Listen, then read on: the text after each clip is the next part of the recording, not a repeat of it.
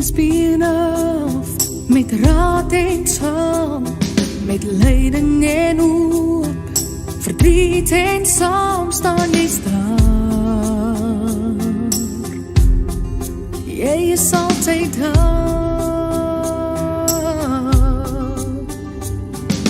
Dit wat ons doen, ons liefdes, ons vreugdes, ons plekke, ons thuistes, tot daar waar ons reis, jy is daar. Afrikaans is ons wese. Dis die taal waarin ons groet, die taal is in ons bloed, is Afrikaans, vir ons mense. En ek stuur vir jou 'n sein, met 'n boodskap daarby, en waar jy is, sal jy dit kry, in Afrikaans vir ons mense. Al verander straatname, al word helde laat val, ons is steeds deur ons adem, ons kultuur, ons verhaal, dit sal altyd bestaan. Afrikaans is ons wese. Dis die taal waarin ons groet, die taal is in ons bloed, is Afrikaans, vir ons mense. En ek stuur vir jou 'n sein, met 'n boodskap daarby, en waar jy is, sal jy dit kry, in Afrikaans vir ons mense. Ons is daarmee gebore, die taal waarvoor ons staan, dit vloei deur ons are, ons kinders praat het saam, dit sal altyd bestaan. Afrikaans is ons wese. Dis die taal waarin ons groet, die taal is in ons bloed, is Afrikaans, vir ons mense. En ek stuur vir jou 'n sein, met 'n boodskap daarby, en waar jy is.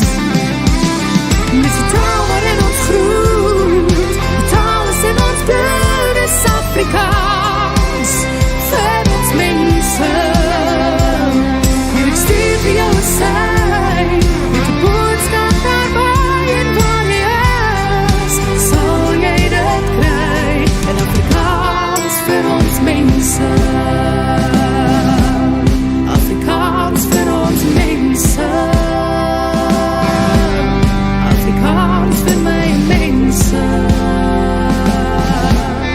Afrikaans vir ons mense.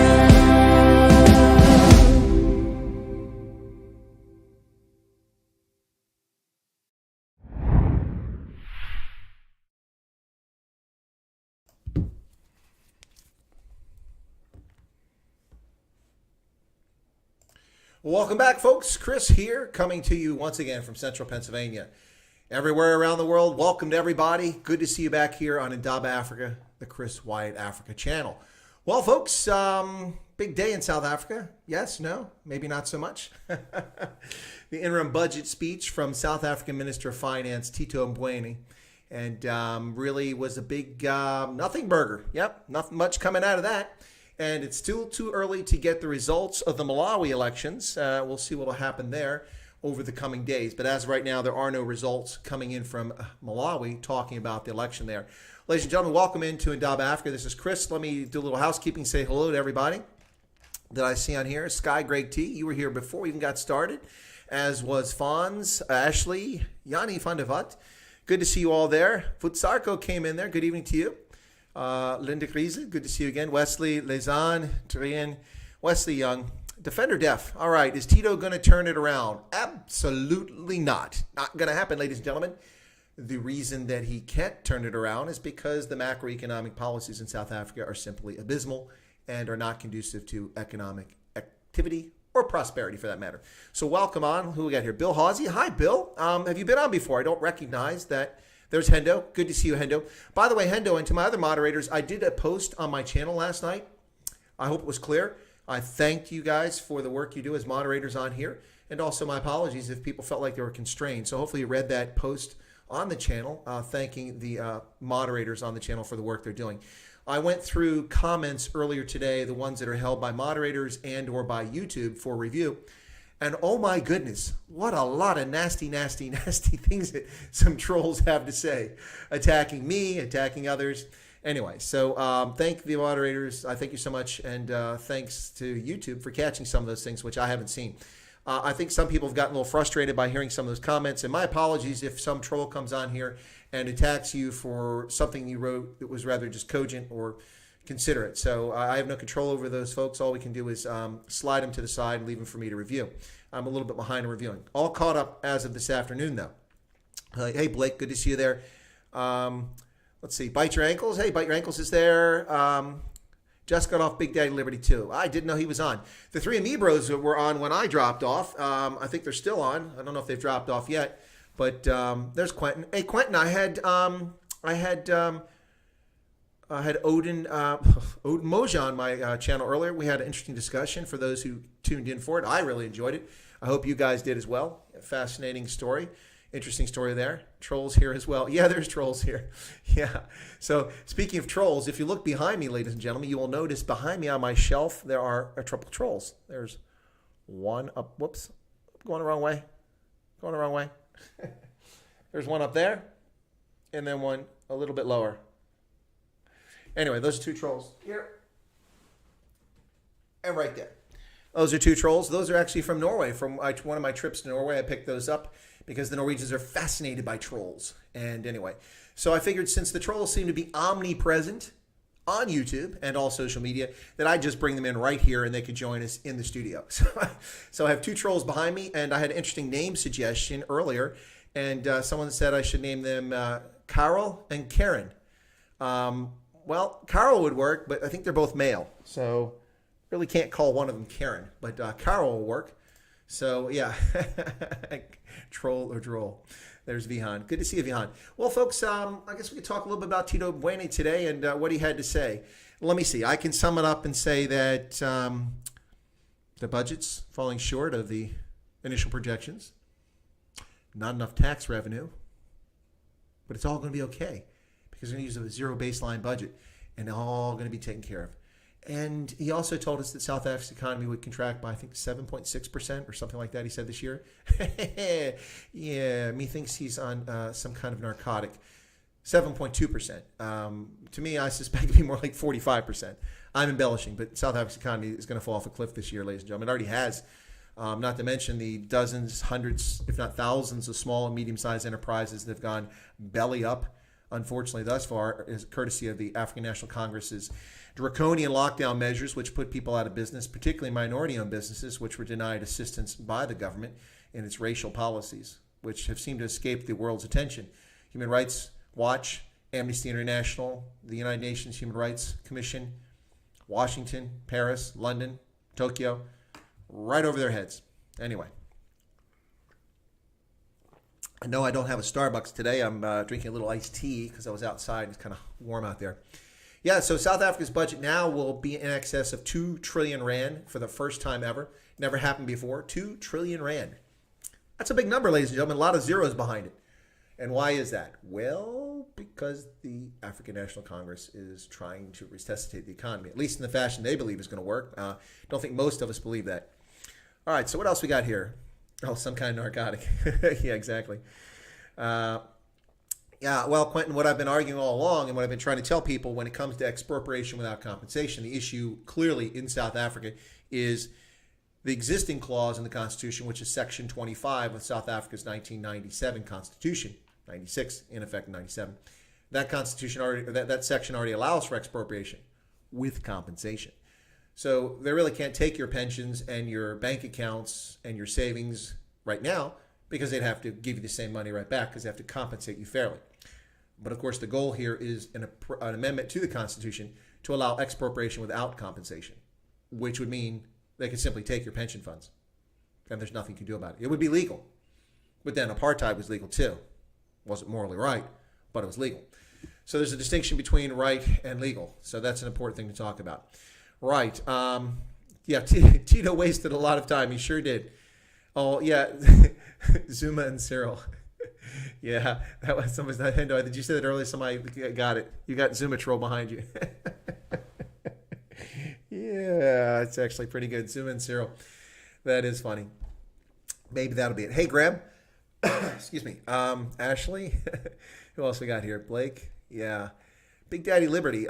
He's supposed to come on my channel. I'm supposed to go on his, but I don't know where we're at on that. So I have to sort that one out now.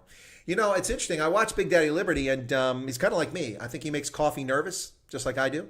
In other words, he's full of energy and just goes from subject to subject and bouncing all over the place and speaking at about 7,000 kilometers per hour. Yeah, we're kind of liking that in that fashion. Yeah, so hopefully we'll get on each other's channel sometime soon. All right. Percentage of GDP to service the debt. Yeah, 21%. That's an astounding figure. And what's really sad about that, ladies and gentlemen, is that right now, any money, well, before COVID-19, any money that Pretoria borrowed was going to be at 7, 8, 9% or higher because its sovereign debt is rated as junk bonds. And that is the interest rate that the market will bear for an unreliable borrower, which is what South Africa is in the eyes of all the credit ratings agencies. Moody's was the last to give in. They finally rated South Africa junk bond status. Now, of course, with COVID-19, the World Bank and IMF were offering generous loans at 1% interest, which basically means it's free because every country's got at least 1% inflation unless you have deflation. So the money you pay back will be worth less than what you borrow. So it's a gift in many respects. So the ANC, of course, arrogantly told the World Bank, the IMF, we're not going to borrow money from you. We respect our sovereignty and we're not going to let you put conditions on us. Well, that was before they paid attention to what was going on. And I warned that was a pompous and idiotic statement to make at the time. And of course, shortly after that, within a week, they had to backtrack and change course because the World Bank came out and said that they were offering money to African countries with virtually no strings attached and at 1% interest. And then the ANC said, maybe we can borrow that money and put it in our pockets. Anyway, in the meantime, switching over to the ANC and what's happening is that the BRICS Bank, the New Development Bank, of which South Africa is a charter member, has given the African National Congress $1 billion. $1 billion in a loan. They haven't got the money yet, but what they're going to do with it, we don't know. So they'll be able to hold off rating your pension funds for a little bit longer. How do you think this mess up the zero? It's not going to work, Lido. It's not going to work, the zero budget model. The ANC is like the Democrats and Republicans here in Washington. They don't know how to control themselves. They're like out of control, no impulse control juveniles with their first credit card in their hand or the first time somebody's given them a 20 to stick in their wallet. They have no impulse control. Oh, I want this, I want that, I want this, I want that. And then they spend it all. And there's no money. Where do we get it from? Well, they've ruined that over such a long period of time that getting more money is a real challenge for them. Jack Daniels iced tea. No, this is pure leaf iced tea. Lido. There you go. It's actual iced tea. It's not a booze drink. Anyway, there you go. We need an urgent no confidence referendum in place the government. Yeah, I agree. But you're not going to get that. Why? Because the EFF is not going to vote to get rid of the ANC. It's not going to happen. That would bring international investment, make it easier for business to operate, no income tax, we pay enough to cover. Yeah, well, countries that have no corporate taxes or very low corporate taxes tend to do quite well in attracting foreign direct investment and creating a business climate. Botswana's business tax is quite low, and their value-added tax, even though it's like 12% now, is still quite low as well. It was 10% for many, many years. And in the past, they've had very little difficulty raising enough funds for the Treasury to meet their needs. Let's see, how can we stop them from making use of the pension fund? Well, you've got to prevent expropriation without compensation. And that's something that's going to need worldwide diplomatic pressure on South Africa. Absolutely. And the thing about expropriation without compensation, ladies and gentlemen, by the way, thanks everybody for tuning in. It's 51 folks watching the program right now. I know that some other folks are streaming at this moment, so I'm very grateful for those who are tuning in. If you're here for the first time ever, take a chance. Subscribe to the channel. Smash that button right down there. Absolutely free. You can become a subscriber to this channel. And be sure to toggle that little bell icon. That way you get notified of all of my pre-recorded videos, analytical ones, my stray voltage live streams, these things right here. and also my Saturday regularly scheduled interview program. And of late, I've had a lot of special features where I bring guests on. Like today, I had Odin Moja, who's at Tswana speaking South African, who is from Northwest but lives in Pretoria, computer programmer, and a PhD candidate. We talked about his experiences in life and about Tswana culture and about Botswana and the ties between Botswana and South Africa. It's quite interesting. So I have special features like that. Friday night here on Indaba Africa, I will have Scott Balson, whom some of you know from the Loving Life channel. He's based in Australia. He's, for lack of a better word, I guess a Commonwealth citizen, since he was born in Tanganyika to British parents. Went to school in South Africa in a boarding school, so spent a good dozen years down there, and then lived all over Africa and eventually settled in Australia over 30 years ago. So Scott will be on my channel on Friday evening, and you're welcome to tune in. That'll be at, I think, let me get this, I'm missing some messages here, okay. It'll be Friday evening. So I don't have a Saturday regularly scheduled guest at the moment, but I'm going to have to get one on here, so I need to get cracking on that. I will have on the channel next Saturday, the 4th of July, which is Independence Day here in the United States. And hopefully it'll be a day that we declare independence from the leftists who are currently trying to conduct a cultural revolution from the bottom. Chairman Mao would be so proud of them in their effort to destroy every vestige of American history and rewrite the narrative and lie about the history of America. See them destroying the monuments of abolitionists, claiming that it's colonialist and racist. No, these are people that actually fought to end slavery and devoted their fortunes and their lives to ending slavery. And you're destroying their monuments. Sick. This is a Mao cultural revolution in reverse. It's from the bottom coming up. Had an interesting phone call from a colleague of mine yesterday asking me from out in the western states about what's going on, because it's not happening where he lives at. And he wondered if, in fact, not a conspiracy theorist, this gentleman is not a conspiracy theorist, but he did ask the question, where's the leadership? Where's the Congress? Where are the Republicans? Where are the conservatives? Where's the Tea Party? Where are the leaders at the state, local, and regional level stepping forward? Why is it only Donald Trump that's saying anything about this nonsense? And of course, he has limited capacity to fix it. So where are the patriots that are going to step back and end this nonsense? And my answer to him is that, well, a lot of people are scared. Barack Obama proved the awesome power of the state to abuse citizens by sicking the Internal Revenue Service on private citizens illegitimately, confiscating their wealth, confiscating their property, filing fraudulent charges against Americans, denying those who should have tax-exempt status. And then, as we saw in the late stages of that administration, after it had already targeted journalists around the country that it didn't like by illegally investigating them, intruding into the backgrounds, doxing these journalists, then the Obama administration spied on American citizens violating their constitutional rights by fraudulently using the Foreign Intelligence Surveillance Act to get warrants which were baseless and groundless, and then used them to criminalize perfectly legitimate behavior by Americans. At least 4 fraudulent warrants against Carter Page, a private American citizen, simply because he was remotely tied to the Trump election campaign. And they used it as a backdoor to get to Lieutenant General Mike Flynn, who eventually pled guilty to a minor charge in order to get them off his back because he had to declare bankruptcy for his legal bills over a trumped up case, which by the way, General Flynn was never Mirandized. In this country, you have to be read your rights when you're a suspect. Otherwise, everything that follows is inadmissible. He had a bad lawyer the first time around. I would never have advised General Flynn to take the plea because everything that they had on him was illegitimate. And they didn't have anything on him, as it turned out. In fact, the FBI agents who interviewed him said he was not deceptive. He told the truth. Only later were the documents fraudulently forged and the word not taken out to claim that he was deceptive. And then they used that to go after him and file a case. They threatened his son's livelihood. And only after that did he capitulate and say, I'll sign this, accept my guilt, and resign from the White House. They did this against an incoming president of the United States and a sitting president. So, ladies and gentlemen, it's not difficult for people to understand why patriotic Americans are reticent to step forward.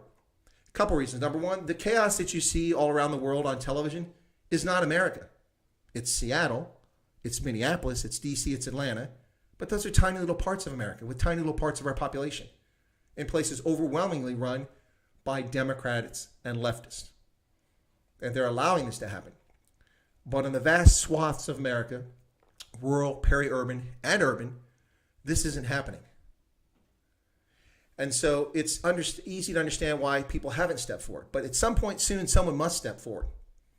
There have been rumblings that Antifa and Black Lives Matter intend to damage monuments at the Gettysburg National Military Park on the 4th of July week. That's a tragedy beyond belief should such a thing happen. Not to mention the rewriting of history and damaging it. So let me get beyond that. Hendo says, please hit the like button. Thank you very much, folks. Yeah, please smash the like button. I really appreciate that. If anybody's got something that really got to get off their chest and want a super chat for that, feel free to send a super chat, sling it this way. And if there's anybody here who's not a subscriber, go ahead and feel free to subscribe. Happy to take subscribers. That's free. Parliament has 24 months to write into the Constitution. Ashley says, we appreciate you streaming. Well, it's my pleasure. Thank you, Ashley. Actually, second time today. The first time, well, the interview was interesting. And I probably wouldn't have done the second stream today, except that we didn't talk about the budget and about what's going on. And I wanted to follow up on the Malawi elections. And people asked for it in the first stream. So I said, why not doing it? Or excuse me, why not do it? 80% of GDP to debt to GDP. But you know, Petrus Ostois, and the thing about that is that people make a big deal about that. And I agree. I don't want 80%. I don't want to have 80% debt to GDP. But people who own houses are accustomed to that. I mean, my house is worth a lot more than what my income is, a lot more. And my mortgage is a lot more. So I'm underwater technically with that. But I have the asset, so it balances out and I come out in the black instead of in the red. But the 80% of GDP, debt GDP, is not a problem if your economy is growing. If you're increasing the size of your economy and you're adding to the treasury and then not spending that money, but using it to pay down the debt. But that's not what's happening in South Africa. For that matter, it's not happening in America. It's not happening in much of the world. And that's pre-COVID-19. Yeah, South Africa is in a bad way with its economy and with its budget. The Dodgy Idealist says, I still say the EFF are a proxy party for the ANC to gain the radical Marxist votes and strengthen the ANC's chance to vote on contentious topics. Yeah, well, the EFF are basically, for the most part, discontented ANC members. That's true. Lito's asking for my email. Once again, for folks, if you'd like to write to me and you'd like to get my email, all you have to do is go to the About tab on this channel. And when you get to the About tab, you go down below. There's a video introducing you to the channel, description of my channel, and below that is my email for business purposes. This is business purpose if you want to write to me. You click on that, you push the little button to fill in the box so that it identifies you're not a Chinese bot trying to harvest email addresses, and then my email address will be revealed to you. Go ahead and check that out, Lito, and then open another tab or you'll lose the stream. And then feel free to send me an email, and I'll try to look at it. I'm a little bit behind emails. Yanni van der Walt, I've not read his email. He sent to me yesterday, I think. So I'll try to catch up with that once I'm done with the stream. We are all hot full of corruption and theft. Yeah, I'm with you, Afri. Absolutely. Absolutely. It's not just EWC that can allow them to take our pensions. It's the prescribed assets that will allow them to use pension funds to force them to invest in state-owned enterprises. Well, yeah, Quentin, if you have a pension from a state-owned enterprise or from a business that is owned by the yeah, absolutely, yeah, you're right. Well, they do that. It's interesting that among EdCon's big creditors was the Unemployment Insurance Fund, which the only thing I can surmise from that is that EdCon never paid the funds into the Unemployment Insurance Fund that it was supposed to pay, which means that they owe them money. They were among the creditors that agreed to EdCon's plan. Speaking of, by the way, today, I had not seen anything in the news, if anybody heard anything about it, but there was supposed to be a court case today in which Airlink and NUMSA and SACA, the two unions, were trying to halt tomorrow's meeting for SAA, for the reorganization for South African Airways. So if anybody saw anything on that, let us know. Jump in and tell us about that.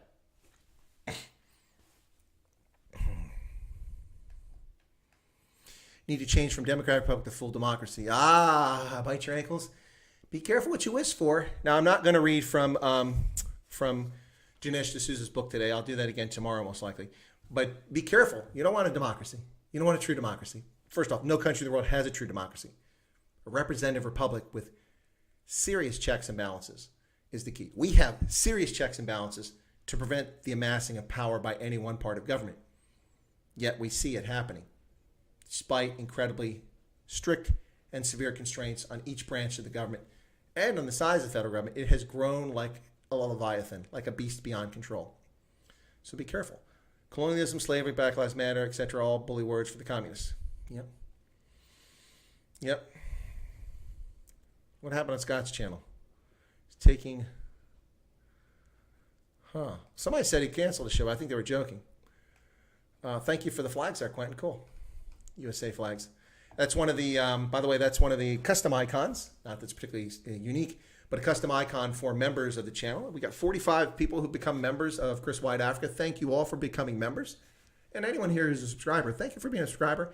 Thanks for commenting. I really appreciate the interaction. It makes a big difference. It's really not a particularly useful or informative program if I'm just sitting up here talking to myself, drinking a tea or a Starbucks. But the interaction between the audience, subscribers, and members is what really makes it cool.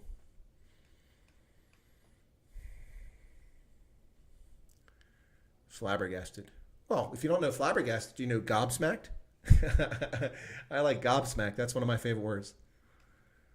It was rough to watch. What happened on that channel? Now I'm going to have to go back. I'm subscribed to Loving Life and see what was happening on that channel. There is an email in the About, Ron. Okay, we've covered this before. I will just go there right now myself and prove for myself. Actually, I'll put it over here and show you guys. So let me do that. I'm going to put it on the screen, and we're going to walk through it. So stick with me here, okay? I'm going to take myself, make myself smaller. Display capture. There we go. All right, let me get my, I'm going to make myself smaller here. Okay, all right, so there I am. So now, right, ladies and gentlemen, so you see my mouse there, okay? Let me go to my channel up here. Your channel, okay? All right, it will slowly load. There's my channel. You can see the live stream. We're currently live streaming right now. If you go to the About tab, which is over here, the far right one, left click on that, or if you have an Apple, you just single click. Then you have a description here, right? Details. Right there. For business inquiries, view email address. You click on that gray button. Whoops, I don't show that. There it is. Whoa, get that out of there.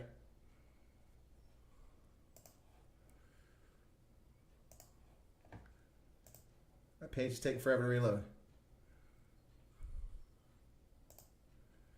All right. Anyway, yeah, so I unintentionally revealed it. So you click on that. Usually it brings up a little bot, and you have bot checker. You push that button. And right there will reveal my email address. All right? So it is on the About tab, so I don't know what people are talking about. It's not on the About tab. It's right there. Home, videos, playlists, community, membership channels, About.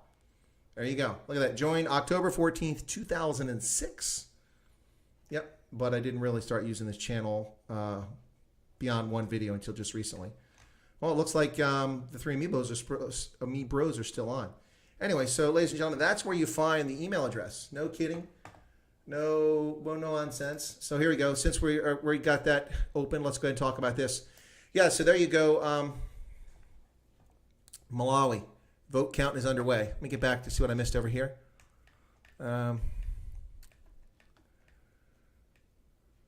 Somebody went after Scott. Yeah, Ron, there's the email, so hopefully that helped. No, the IDC gave them... Oh, okay. Thank you. Oh, they lost the case due to lack of urgency. Well, thank you, Tion. So that means that the SAA meeting tomorrow will take place, and with 75% of the creditors already having said they'll buy into the plan, and them having represented at least 51% of the debt, that means it's a done deal. So the ANC's boneheaded, bullheaded, stupid plan to rescue South African Airways will go forward. That's sad for South Africa. Sad for South Africa. Whoa. Yeah, that's really sad. Okay, it's crazy. I was just glad there was video evidence of it. 20 states, that one for each part. Freedom Front Plus for me, says Mike Simpson. We do need more power in the hands of people. The clown show has left 60 million people powerless, and we have to prevent repeat health. Quentin says, when do you think Trump will take control of the cockdamn cities and get rid of the autonomous zones? They need to be put in place, or do you think he's playing it safe? I think he's playing it safe. Whoa, hang on, let me get rid of this then. Where's it at? There we go. The Dodgy Idealist has just donated 70 Rand in a super chat. And the Dodgy Idealist says some Starbucks cash. Well, thank you very much for that, Dodgy Idealist. That's really cool of you. It's almost a stripper super chat because didn't really ask a question. But thank you so much for the 70 Rand. That'll pay. I guess I'm out of Starbucks. No, I actually got a few. I'll get to those. But thank you so much for that. Let me get back here and answer that question, and then I'll put that back on the screen. Display capture. Just want to, come on. This is not cooperating. There we go. All right, so I just want to put that back. We're going to get back to those discussions here in a moment. But the chat, before I saw the super chat, there was a thing from Quentin. Yeah, Trump is playing it safe, and I'll explain why in just a moment. Linda also subscribes to Loving Life. I subscribe too. Shenanigans with the Flynn court case. Absolutely. Flynn, it's thrown out. The government has no case. Because the Justice Department dismissed the case, that means the case against him is gone. And the charge he pled guilty to will be vacated, and his record is clear. So Trump will never have to pardon him because he didn't do anything. Sinkoi, hey, welcome Sinkoi. NYC told the world they need to take action on whites like they do in Africa. Yeah. New York City is a disaster. I can't believe that these idiots are doing that. Can't believe it. Not a done deal. SA will likely go on, but DP today states the government will only have minority share. Well, yeah, I'm okay with the government having a minority share, but no seats on the board and 25% or less of the company, and actually I don't have a problem with that. The problem is ANC interference in SA. That's the real problem. I'll get back to Trump in just a moment. But yeah, so Malawi, the vote counting is still taking place. I also wanted to show you guys this. This was sent to me by somebody, and I appreciate AfriForum advocate Jerry Neal is representing Botswana in a case, the money laundering fraud case, that's going forward against Bridget Motsepe Radebe. Yeah, she's a sister-in-law of Ramaphosa and Jeff Radebe. Yeah, so that's taking place. AfriForum's attorney is involved in helping Botswana with that. All right, that's the things I want to get up on the screen. Let myself a little bit bigger there. All right. Quentin, Dodgy Idealist, thank you so much for that super chat again. Really appreciate it. Quentin, back to your question, answered specifically. Okay, so here's the deal, ladies and gentlemen, when it comes to Donald Trump and the armed insurrection taking place in the United States. In my view, what Donald Trump should do, now I couldn't say this in uniform because I would be prescribing policy and I can't do that publicly, but I'm no longer on active service. So my view is that he should have done what he announced a couple days ago, and that's that the federal government would protect federal property, including the District of Columbia. And if the District of Columbia didn't control its streets, then the government should federalize the District of Columbia and take it over.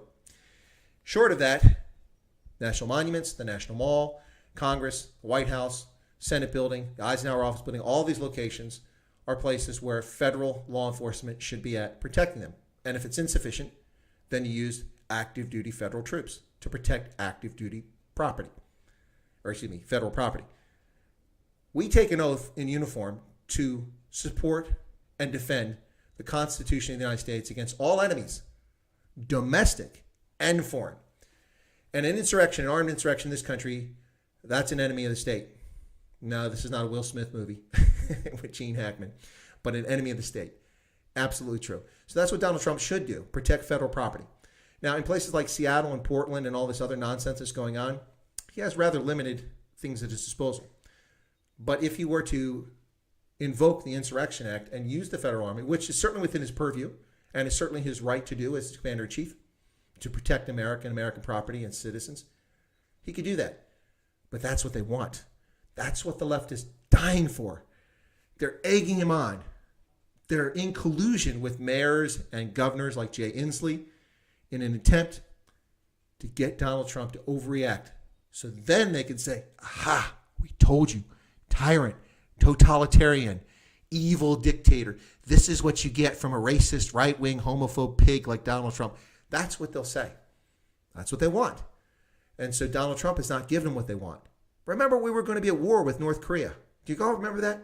Yes, that's right, because Donald Trump he's a lunatic. He doesn't know what he's saying. He gets everybody excited. Look, he's calling Kim Jong-un, he's calling him Little Kim. Oh, you can't do that. Oh, now he's calling him Rocket Man. Oh my God, the ICBMs will be falling out of the sky. Only they didn't. And why is that? Because Donald Trump understood the geopolitical situation. And he realized that Kim Jong-un just needed his ego stroked. And he wanted a platform.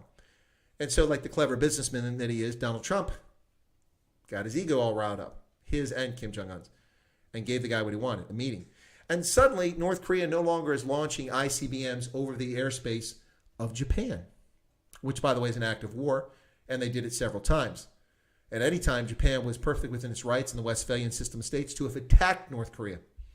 Fortunately, they didn't. They were restrained, but mostly because they could count on the United States as an ally to protect them. And so that's what Trump did. And Trump has been quite restrained in his foreign policy and quite restrained in his domestic policy. He's accused of many things. For instance, you'll watch the left and the newspapers and the media on a daily basis lie about Donald Trump and say that he's unconstitutional, he violates the law. But a funny little thing on the way to that lie, every single time that there's been a ludicrous court case or a legitimate one filed against a policy or an executive order, which is funny because only people in the executive branch have any purview over executive orders, doesn't apply to anybody else legally. Nonetheless, presidents use it to exceed their authority. But every time that's happened, like for instance, the mythical so-called Muslim ban back in 2016, or 2017, which wasn't a Muslim ban, it was simply a ban from countries that didn't have proper passport procedures and where terrorists were coming from. When that was implemented and people filed and they went to the Ninth Circuit Court, federal court in California, and it stopped that from happening and told the White House they must change things. The White House, they followed the court's order. They adjusted the policy, went back to the court, and got a federal court's approval for what they're doing. Every single time that he's been challenged, Donald Trump has followed the law, unlike his opponents, unlike the media, and unlike Antifa, a domestic terrorist organization, and Black Lives Matter, a soon-to-be, hopefully declared domestic terrorist organization. So that's what's happening, ladies and gentlemen. It's important to understand that. What you hear in the press is often a very misleading and dishonest situation. So, lunch nukes. Somebody said lunch nukes. Not a done deal. Okay, I already got that. Yeah, don't be shy. Ask questions. Let me just catch up on them. Petra says Helen Zilla made some interesting comments on BE laws. Now she's in hot water again. Oh, you got the little sauropod going there. I love the sauropod. Yeah, I didn't see what Helen said. I'll check into that. Oh, God. DA members late charge against Helen Zilla. Oh, my God. Anytime somebody's feelings are hurt, it's racist. Anytime somebody says something that isn't politically correct, it's racist. It's just hurtful. Ich habe die Nase voll. That's what we say in German. Ich habe die Nase voll. I've had it up to here. Enough. Knock it off. Now, chess is white. The game of chess, apparently, is a racist supremacy game. That's right. Apparently, because you start with the white players, it's racist. So what they want is to turn it around so that you start with the black players. But isn't that racist too? If you do black before white, doesn't that promote black over white? If you follow that idiotic logic? Oh, dear God. These people are out of control. The public spat between her and John Steenhuisen. I've missed that entirely. I'm going to have to look it up and see what the spat is. Launch a nukes, no questions asked. Defender Def. DEFCON 4. Okay. Actually, go the other way. DEFCON 1's the scary part. Then we're in trouble. Rocket Man still brings a grin to my face. Yeah, I'm with you, Dodgy Idealist. It was hilarious. Rocket Man. I cannot see why he would meddle in a screwed up democratic nightmare scenario like that. Easier to point it out. Teflon Don, but Motsepe and Botswana afterwards, por favor. What do you want to talk about? Patrice Motsepe and Botswana? What do you want to talk about there, Bill? Seattle lost a multi-million-dollar business. Whoa. Got ahead of me there. Let me catch up. The chat got on me there. 3,000 jobs. Yeah, moving to Arizona. Not surprised. Kim's sister is, yeah, she is. She's scary. When she takes over that country, that's when you need to get nervous in North Korea. You think little Kim Jong-un is scary? His sister, man, she's dangerous. She's dangerous. Dems taking too much big pharmaceutical meds. Yeah, I think so. Well, they should give some more to Sleepy Joe Biden because that guy really looks like he needs some sort of medication. Yesterday, I just running through drugs, I said something, and I did include amphetamines. They could give him amphetamines. That would work. Cinco, but I think this racist stuff is making us weak. I really do. If kids can't take over cities and towns, do anything they want to get away. Absolutely, Cinco, and this is the abrogation of political responsibility. And on that basis, people like Jay Inslee should be recalled or whatever mechanism exists under the Constitution for the state of Washington to relieve an incompetent governor who has failed at the most basic job to protect the citizenry. And the same with the mayor of Seattle. If she doesn't have the moral responsibility to resign, whatever mechanism exists for the city of Seattle to remove her. And while we're at it, Minneapolis, St. Paul, if I was the city of St. Paul, I would divorce myself from Minneapolis and its lunatic city council that has voted to disband its police department. Absolutely nonsense. Yeah, these people need to be made an example. Here's the bottom line, ladies and gentlemen. The first time some idiot runs up and tries to damage a federal monument and they're arrested, this will begin to end. The cowardice in not stopping these people is shameful. It's a small, small number of people in this country. Bobby B says, I looked up the Canon thing. I think it's the LARP, but Q has been far more accurate than me. No, I didn't look it up. Yeah, Zilla and the DA do have a weird relationship. I don't know if it's abusive, but certainly people in that party. Yeah, chess is next. What's next? Pool? Yeah, because the balls are different colors, and you hit the 8 ball, which is the most important ball in the game. So isn't that already black supremacy there? But you hit it with a white ball, so maybe that's the problem. Bite Your Ankle says, I feel a serious need to swear at these weak fools are manipulated by this communist crap already. Absolutely. Oh, After B says, DA sack of cock. You brought my hashtag back, sack of cock. Except we don't spell S-A-K like Saks of Fifth Avenue, but S-A-C-K of cock. Yeah, Bobby B says, I think North Korea is a CIA puppet state. Why would it be a puppet state of the CIA? What do we possibly want from North Korea? There's nothing there. There's no mineral wealth there. There's no food. They're hungry. There's no secret electricity. There's no geothermal power. There's nothing there but misery, and it remains of a few American servicemen that we would like to get back. That's the only thing North Korea has that we want, remains of American servicemen and other United Nations troops who are there. Disband the fire department. Yeah, get rid of the fire department. Let everything burn, right? Yep. Weather in South Africa. That's a good question, Bobby. Bobby B is in New England, for those who don't know. He famously, patriotic part of America, which ironically is led by leftists in most states. Yep, lovely place, New England. I really enjoy New Hampshire. Maine, and Vermont's not bad either, but the politics in Vermont make me want to vomit. Very crazy. North Korea's CCP extension. There you go. Yeah, so what have I missed here? I think I've covered the chat stuff. And let me go through some of my notes here from Tito and Mboweni earlier. 7.2% gross domestic product drop this year. I think that's beyond optimistic, to say the best. And he says that the global economy has been turned upside down by COVID-19. No, the global economy has not been turned upside down by COVID-19. The global economy has been turned upside down by hysterical, uninformed, unscientific policies by politicians the world over. That's what's turned the world economy down. Taiwan did not close its economy. They've had virtually no deaths and only a few hundred cases of COVID-19 as of a week or two ago. 24 million people. By comparison, New Zealand, which now is supposedly COVID-free, has just 4.6 million people. They had over 1,800 cases of COVID-19, and they had 28 deaths. But Taiwan, with 24 million people and just 165 kilometers from mainland China, managed to have just 7 deaths at the same time and only 400 cases. Now, that's quite interesting. Why is that? Well, because the government in Taiwan is led by reasonable, cogent, smart political leaders. And they made the right decisions. Instead of destroying their economy, of course, they're affected by the global slowdown, but instead of destroying their domestic economy, they went about their business, controlled entry into the country, did contact tracing, isolated people who were vulnerable, and went about their business, which is what the rest of the world did not do. So it's not the global economy being turned upside down by a virus.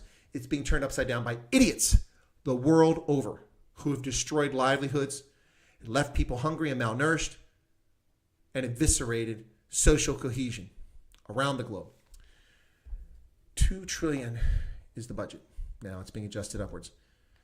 And he talked about they're already $35.3 billion behind on tax collection this year. Not surprising. You've lost about 2.8 billion rand from cigarette tax alone. And let's see what else they got here. 44 billion in tax revenue is delayed in collection.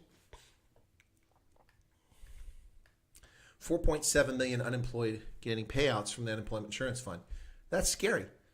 That's on top, I would imagine, of the already 35% of the country that was already unemployed. Pretty frightening.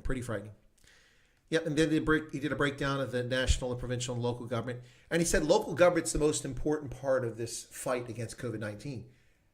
Yet, virtually no additional money was allocated to local government. Virtually none.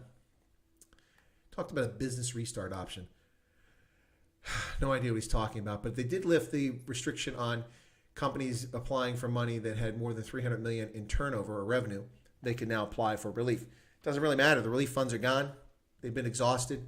So what are you applying for? Where's that money going to come from? I don't think Patrice Motsepe, the Oppenheimers, or the Rupert family have donated more cash since the government of South Africa is not paying for it. So where's it going to come from? It's a good question, I think. Well, folks, you're listening to Indaba Africa on the Chris Wyatt Africa channel. Thank you so much for tuning in on this fine Wednesday evening in Central Africa and Southern Africa. Here late afternoon on the East Coast of the United States. On today, the 24th of June, 2020, we're discussing Tito Mboweni's midterm budget review, which was earlier today. It was kind of like Fantasy Island. I was waiting for Mr. Rourke to make an appearance, or at least tattoo. The plane. Wait a second. That's probably politically incorrect. But that's what he said. Tattoo. Yeah, so it was almost like watching Tattoo. Anyway, so Fantasy Island, otherwise known as the finance minister's interim budget speech, talking about the fiscal shortcomings for South Africa, which now is paying 21% of its operating budget to pay off its debt. A situation that will get only worse because until recently, at least Moody's refused to rate South Africa's credit rating in junk bond status. But that changed a few months back before COVID-19 hit. Now, of course, the only memory of this for the ANC after the fact will be COVID-19. That's why we were in junk bond status. That's why the economy was in recession. That's why SAA went bankrupt. No, ladies and gentlemen, this was all a reality before COVID-19. And why? Because of macroeconomic policies from the African National Congress. Absolutely the case, ladies and gentlemen. That is the reality. That is the situation. Black economic empowerment has eviscerated foreign direct investment, despite the deals announced by Cyril Ramaphosa, some of which have never come to fruition. It has undermined business within the country, particularly for minority-owned businesses, whites, Indians, coloreds, who can't do business with the government because they don't meet BE compliance, which is a race-based policy, which is morally wrong. Legal, but morally wrong. The constant discussion about expropriating property without compensation is undermining confidence in property values and has destroyed the farm sector land value as a consequence. People afraid to buy and sell farmland for fear that it might be confiscated. And what's the point of putting your money into something that's simply going to be taken from you illegitimately? Yeah, these are the reasons why South Africa, not to mention the theft, the corruption, the state graft, the state capture that's all taken place in the last 15 years. This is why South Africa's economy is abysmal. This is why foreign direct investment doesn't pour into a country where it should, by rights, be pouring into. An advanced infrastructure, an advanced financial infrastructure with solid banking industry, access to key ports and airports, roads, large consumer market, advanced technology. Yet South Africa's economy is on life support before COVID-19. Now it's in the tank. All right, whoa, I'm way behind on chat. Let me catch up here. Stellenbosch enjoying really nice. Oh, okay. Look up ahead of himself. Go back. Live free or die. New Hampshire is the best. Bobby B. New Hampshire is pretty cool. I really like it. I almost got a place on the coast there a few years back. I was trying to change my residency while I was active duty. Dodgy Idealist says, unfortunately, the only way these leftists that deface statues gain traction and keep relevant is because mainstream. Yeah, absolutely true. Absolutely true. Thanks for the answer, Trump. Makes sense. You're welcome, Quentin. I hope that covered the issue. Salem witches. Maybe we use the Salem witches to deal with the Black Lives Matter issues. Kermit GTT says, what do you think of Kentucky? Oh, it's a beautiful state. Beautiful place. Lovely. Great horse racing industry. It has some challenges on the eastern side of the state in traditional part of Appalachia with opioid abuse and with endemic poverty. And the poor people are by and large white. Generational poverty. By the way, there's almost more Americans who are white living in poverty than the entire black population in this country. Think about that for a second, ladies and gentlemen. Of course, that doesn't mean that any black person living in poverty is not an issue. Anybody living in poverty is a problem in this country. But when you see distortions about reality, what's happening in this country, bear the truth in mind. Oh, Blake Durden, that's interesting. It's quite strange. A billionaire in the USA sorting out the USA, a billionaire in South Africa destroying the South Africa. That's interesting. 16 degrees in KZN North Coast. Well, 16 degrees is lovely, Linda. I would be happy 16 degrees. I'd be happy. Bobby B says, good point, Hendo. I just think the CIA controls some of the enemies of ours. Come on. CIA stuff again, guys. I love to see a debate with Chris and Simon Roche from Sightlanders. Oh, is that how you spell his name? I thought it was spelled Roche, like in the French spelling. Yeah, guys, I watched him on a video which Ronaldo Hose played on his program recently. And that helped explain why, and I haven't seen her back on the channel since then, but somebody got very angry on this channel, said I was being, jocular when it was serious stuff, and I didn't know what she was talking about. After the fact, I think I discovered that what happened is that she was triggered, or at least upset, by a video that Simon Roche did in which he talked about what Sightlanders had information which they couldn't verify, and it was on your own recognizance, solely on your own recognizance, to go find out what's going on. I'm not trying to disparage Sightlanders, but it would be interesting to have Simon Roche on here. Maybe I'll do it. That would be interesting. I've never reached out to them. But I suspect he's probably a little raw right now because of what happened with that video. And a lot of people, from what I understand, are very angry at Sightlanders right now. So maybe he won't do conversation. I'll see. I'll see if I can find something on him. Maybe I can reach out to him.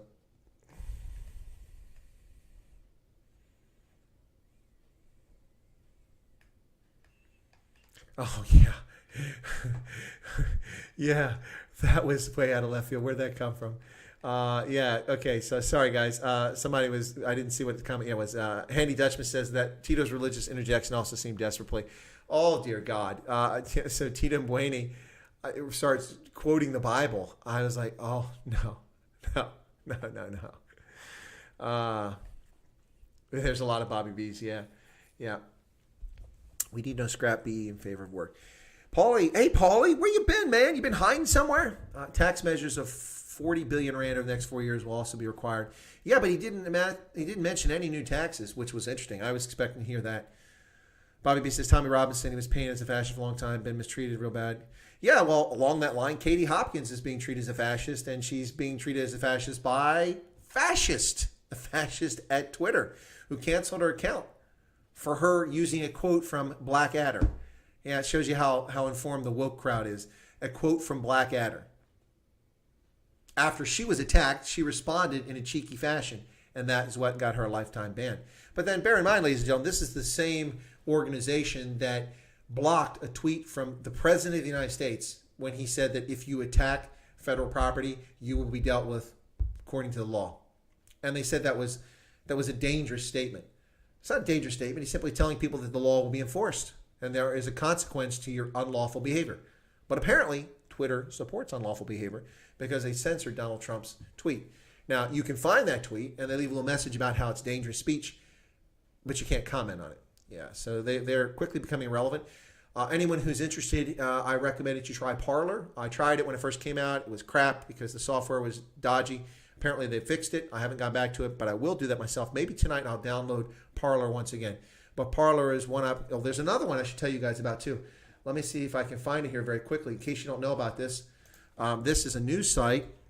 This is being done. It's based in Wyoming. Okay, it's called Creado. Well, that's not it. Creato. Maybe it's Creato. Okay, just a second. I'm not finding it now. Where is it at? Anyway, it's a site that was created by Nick Searcy and some other folks. Nick Searcy is an American actor, and I can't find it right now. Shoot, apologize for that, but I will put a link up to it. Creato is a new channel that's going to be a social media platform and a platform for artists because they're so upset with what has been happening in Hollywood. And so they don't want to deal with that anymore. So actually, I could probably find on Twitter. Let me find that really quick and see if I can get that loaded up and show you guys this. Come on. Now my network wants to be slow. Isn't that lovely? Okay, so, and when I want to find it, it's not here. Somehow I lost my connection there. Okay, sorry, folks. This is important. I want to show you this because these folks, it's not available yet, but it's coming. Here it is. Okay, let's see if I can get this up. So I'm going to have to reduce my camera here. So stick with me for a second here, ladies and gentlemen.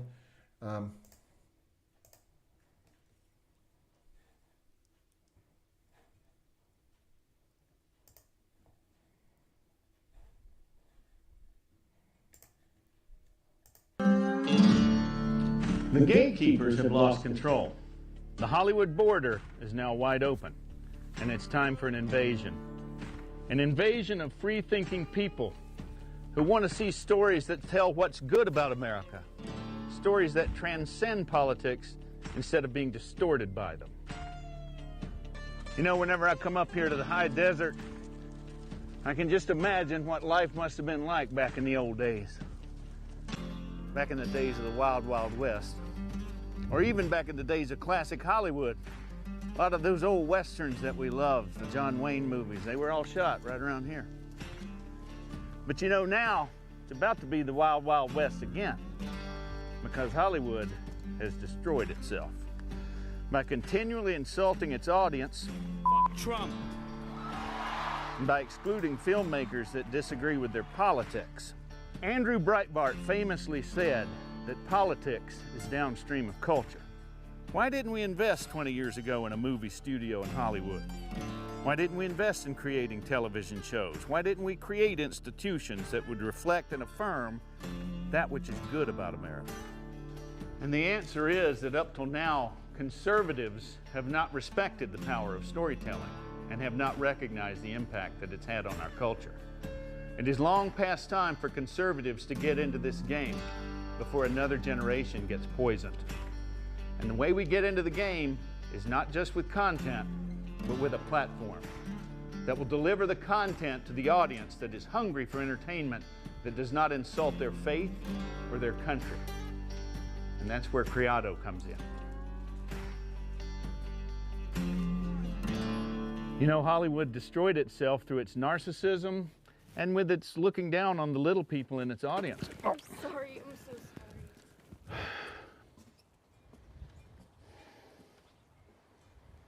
Call now, and let's replace those bastards in Hollywood.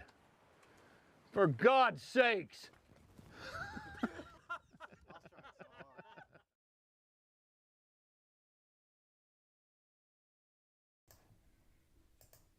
Sorry about that, folks. I was trying to get you the link, and I wound up losing the plot there for a moment. But yeah, that's Creado. This is a new site, and Nick Searcy is one of the key players involved in it. He's been in a lot of programs over the years, but one of his most famous appearances was in a program called Justified with Timothy Oliphant, in which he played a former Secret Service, a Secret Service agent who was kind of a cowboy and from Kentucky. That's what reminded me of that.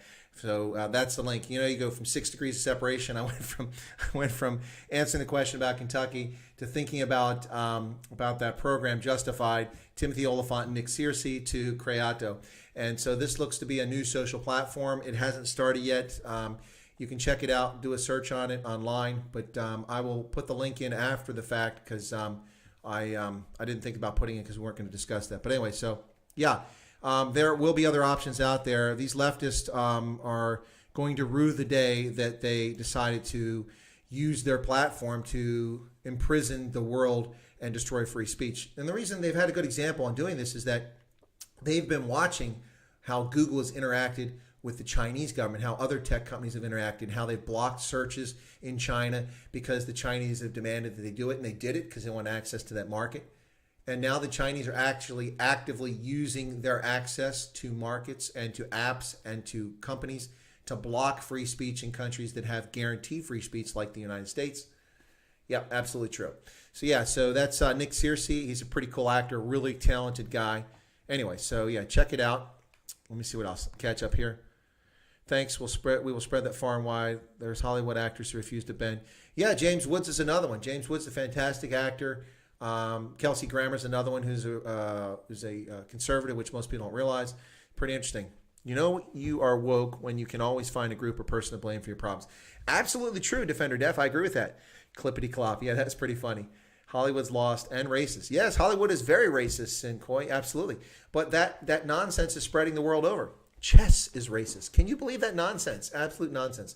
Anything that can be a symbol of anything is suddenly a target for racism.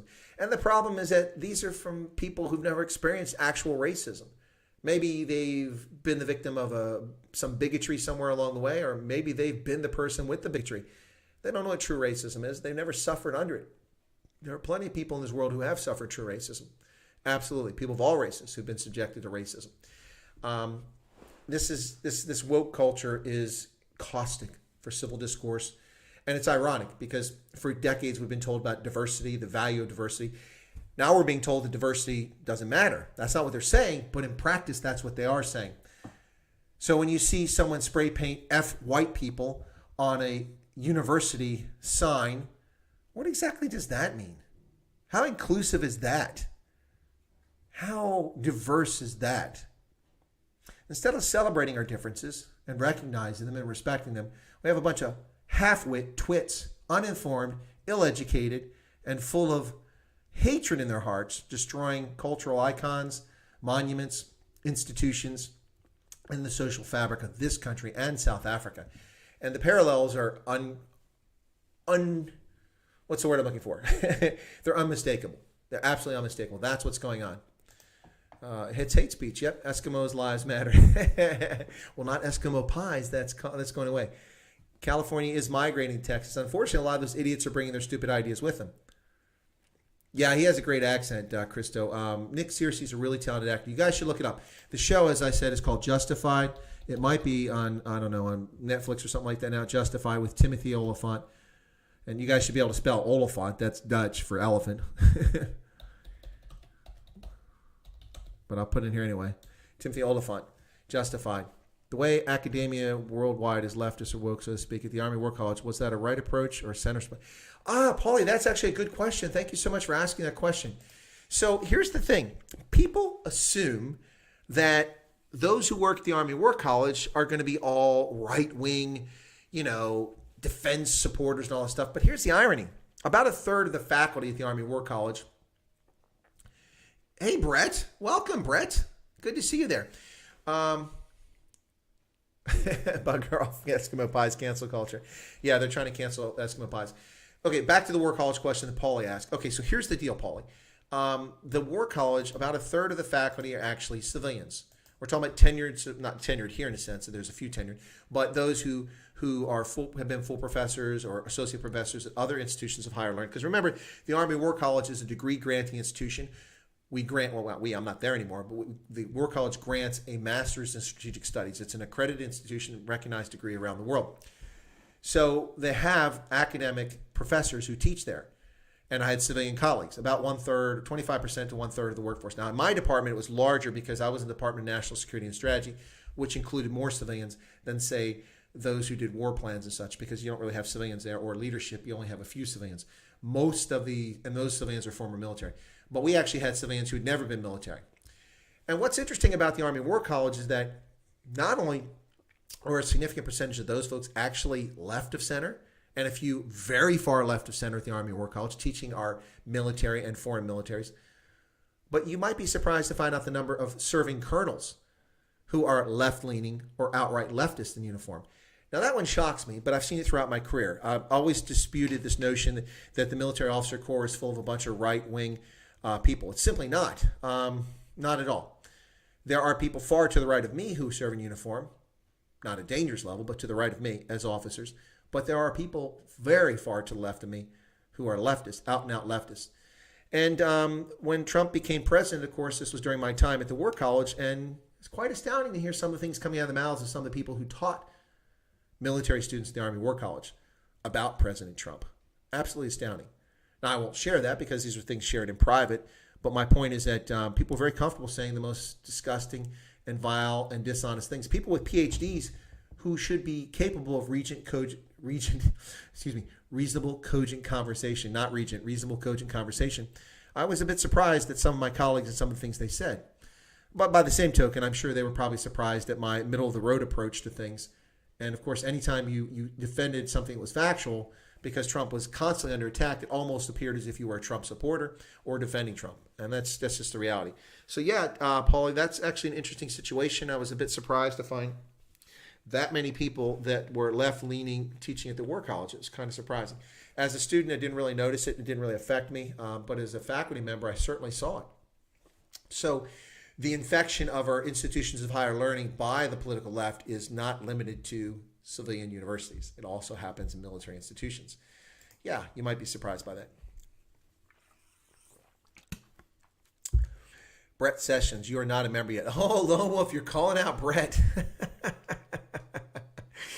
Well, what's up, Brett? We're talking about Tito Mboweni today. For For those who were watching the Three Amigos or came over here from that or came straight here, thank you so much if you came straight here. I also had to abandon the Three Amigos to come over here. But thank you all so much for joining tonight. But we're talking about Tito Mboweni. Also mentioned the Malawi election and showed you guys about Creado, which is a new social media site that's coming out soon, sponsored by Nick Searcy and some others, a Wyoming registered company. And it's going to try to counter the narrative that's come out of Hollywood because they're sick of Hollywood. We'll see how it goes. They'll be looking for investors, by the way, if people looking to do it.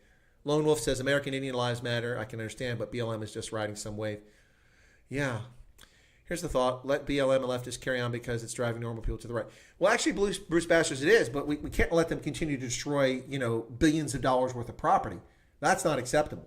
Let them rant and rave and act like petulant children and have no argument, no position to stand on. I'm okay with that. But when you destroy private property, you attack federal property, that's my property. That's Brett's property. We're American citizens. When you scrawl BLM on the Veterans Administration, paint all over it, and damage federal property, you're taking money out of our pockets because that's the people's building. And it's shameful. When you're idiots like New York's Museum of History removing a former president's statue, over what? Black Lives Matter has nothing to do with that. This is nonsense. Utter nonsense. Teddy Roosevelt statue being removed. That's absolutely insane. Absolutely insane. Stop patronizing these idiotic institutions. National Geographic has now joined this lunacy. Cancel your membership to National Geographic. Cancel your membership to all these other idiots, like Amazon if you want. Or simply don't patronize them. Let them learn the hard way. Yeah, I like that Lone Wolf called out Brett. Thank you, Bite Your Ankles. I misspelled Timothy Oliphant's name. That is correct spelling. I was just trying to do it fast. No, Lone Wolf. Don't tell Brett you're just yanking his chain. Shame him into becoming a member. No, I'm just kidding. Intellects are the easiest to read. We're just exposing global weakness, and Tito's nothing burger. Yeah, it was nothing burger. Yep. Brett says, my experience is that most soldiers I know were conservative, but they had some moderate and liberal leanings on certain issues. Most soldiers don't let their views interfere with you. No, exactly. There are a few, Brett. There absolutely are a few who do allow that to happen. But what surprised me is the number of senior officers that trend left. And our general officers, that's a bit scary. History matters. Yeah, it does, Petrus. Can the mayors or governors who told the police to stand and be held responsible? Well, that depends on the states, Bobby B., and that's a good question. Actually, that's what I mentioned earlier in the stream. I said that people, whatever recall mechanism or runoff election or recall, whatever process exists, the people in Seattle, the people in Washington, they should be recalling the mayor of Seattle and Jay Inslee, the mayor of the state of Washington, for their failure, their abject failure to protect people and property. That's the primary responsibility of a politician, is to protect the public, and they're not doing it. And they're doing it willingly. They're complicit in this. That's the problem. Hit him in the pocket. That's right, hit him in the pocket. Exactly, Lone Wolf. Statues remember good and bad history. And if you're triggered by a statue, then you've got a serious mental capacity problem here. I'm not triggered by statues of Stalin or Lenin, people responsible for the deaths of tens of millions of people. Doesn't trigger me. We have statues of those morons in New York City. Walked right past them before. Didn't trigger me. I'm just like, we have statues of Lenin in New York? What bonehead put this up? Didn't trigger me. Teddy Roosevelt was not a slave owner. He didn't endorse it. Wasn't even alive. What the heck's that all about? Patriotism is something South Africa. Yeah, South Africa does need patriotism. Fortunately, we still have it here. But it does need it. Do you prefer Booker T. Washington, W.B. Du Bois approach to civil rights? Grew up in a household where Booker T. Washington approached to things with stress. Listen, both had valid points. I'm a huge fan of Booker T. Washington because he didn't just have views on civil rights. He's also quite an inventive, quite an interesting fellow. Booker T. Washington, absolutely. So maybe I would tend to lean that way. W.E.B. Du Bois was an interesting character, and he had some valid points. Both are interesting. Yeah, so look at this, ladies and gentlemen. Those of you in South Africa, this is Brett Sessoms in Mississippi, a white, southern, slave-holding state in the Confederacy. And here I am from Maryland up here in the northern states, and we're talking about American history. Notice I said American history. I didn't say African-American history because it's American history. So here's a little anecdotal story for you guys. I've told it earlier in a stream a long time ago, but I think many of you weren't following me at the time. So when I was enlisted in the Army in 1980s, mid-1980s, and if anybody says they weren't alive then, I'm going to boot you off the channel. No, I'm just kidding. But just kidding. But you could enroll for these examinations, and if you passed a certain score, that meant that you had the requisite experience or education in that subject matter, and you would get university credit for it. So they call it CLEP, the College Level Examination Program, CLEP. Not CLAP, CLEP. You take CLEP test. I took one for English, and so I tested out of 6 semester hours of English because my English was good enough, and I didn't have to take that undergraduate, and I got the credit for it. It was applied to my degree. I tested out of a couple other courses, but one of the tests was African American history. I'm like, okay. So I took the test, and I forget what the score was, but 80 was like, for some reason it was like 80. Maybe it was 80 questions. But 80 was the top score. I got like a 78 or something like that. Very, very good score. And of course, in those days, you go to the education center, you take the test, they mail it in. About a month later, you get your results back because it has to go from Europe back to the States and back and forth. There was no electronic stuff. So my results came in, went down, collected them from the education center, came back with a big smile on my face, and I walked in the motor pool. And some of my colleagues were down. They were all junior enlisted, mostly about a third black, about 50% white, and about 20% Hispanic. And we're all hanging out and like, hey, so you got your results back. How'd you do, man? I said, well, I got 78 out of 80. What? How did you do that? Well, because I know American history. They said, yeah, but it's African American history. I'm like, yeah, that's American history, ladies and gentlemen. Anyway. All right, let me catch up here. A few people dropped off. I guess it's getting late for folks. Brett wrote Chris Wyatt, and that was it. Maybe he meant to do something else. Stature is important so we don't forget our roots, who we are. You know, and also history is important, ladies and gentlemen. If we don't know how people did things wrong in the past and we wipe it out and everything is gray, how do we know what's right from wrong now other than some illiterati, some elected or some chosen few who decide what's right and wrong? I don't want that society. No. Heinrich Becca says, did you see the story of Ramapo's sister-in-law and her ANC minister husband allegedly involved? Yes, I did. I did. In fact, I had that up on the screen earlier. That's a case that AfriForum's attorney has now been hired by the government of Botswana to pursue that case. Absolutely. And represent Botswana's interest. So, yeah, excellent. Hendo says, statues are a reflection of history. Dogbreaker says, I have pigeons protesting. We need to preserve their statues. Pigeon lives matter. Some tongue. Well, yeah, the pigeons are probably like, well, you'd be taking away our resting place. Bobby P, it's not about owning slaves, it's about rewriting history. Yeah, no, exactly. That's exactly right, Bobby B. That was the point I make. I know that it's not about slavery. It's also not about black lives. That's horse crap, too. It has nothing to do with that. Nothing to do with that. It's about shaming ignorant rubes into changing their behavior over their guilt because they've never struggled or suffered or dealt with any challenge in their life. And they're suckers. That's what it's about. You are absolutely right. Absolutely right, Bobby B. Absolutely right. If the South African Army calls me tomorrow and asks me if I'm willing to die for my country, Lone Wolf says, yeah, I gotcha. Where's the back door? The clap is an STD. Yes, it is. Yes, the clap is an STD. You are correct, Lone Wolf. That's why I said clap. You guys are having fun now. Bruce Boster says, black lives and nutty lefties are very brave. They attack statues and anything that can't fight back. That's true. Or they attack 94-year-old elderly women on the streets of New York. Yeah, absolutely. They go after people who can't fight back. Let them try to take on the Hells Angels. Didn't work in California for Black Lives Matter. They ran away. The new Black Panther Party has come to SA before. That party would get along great. Yeah, they would. How did the Ghanaian press bust COVID? I'm not sure what the question is there.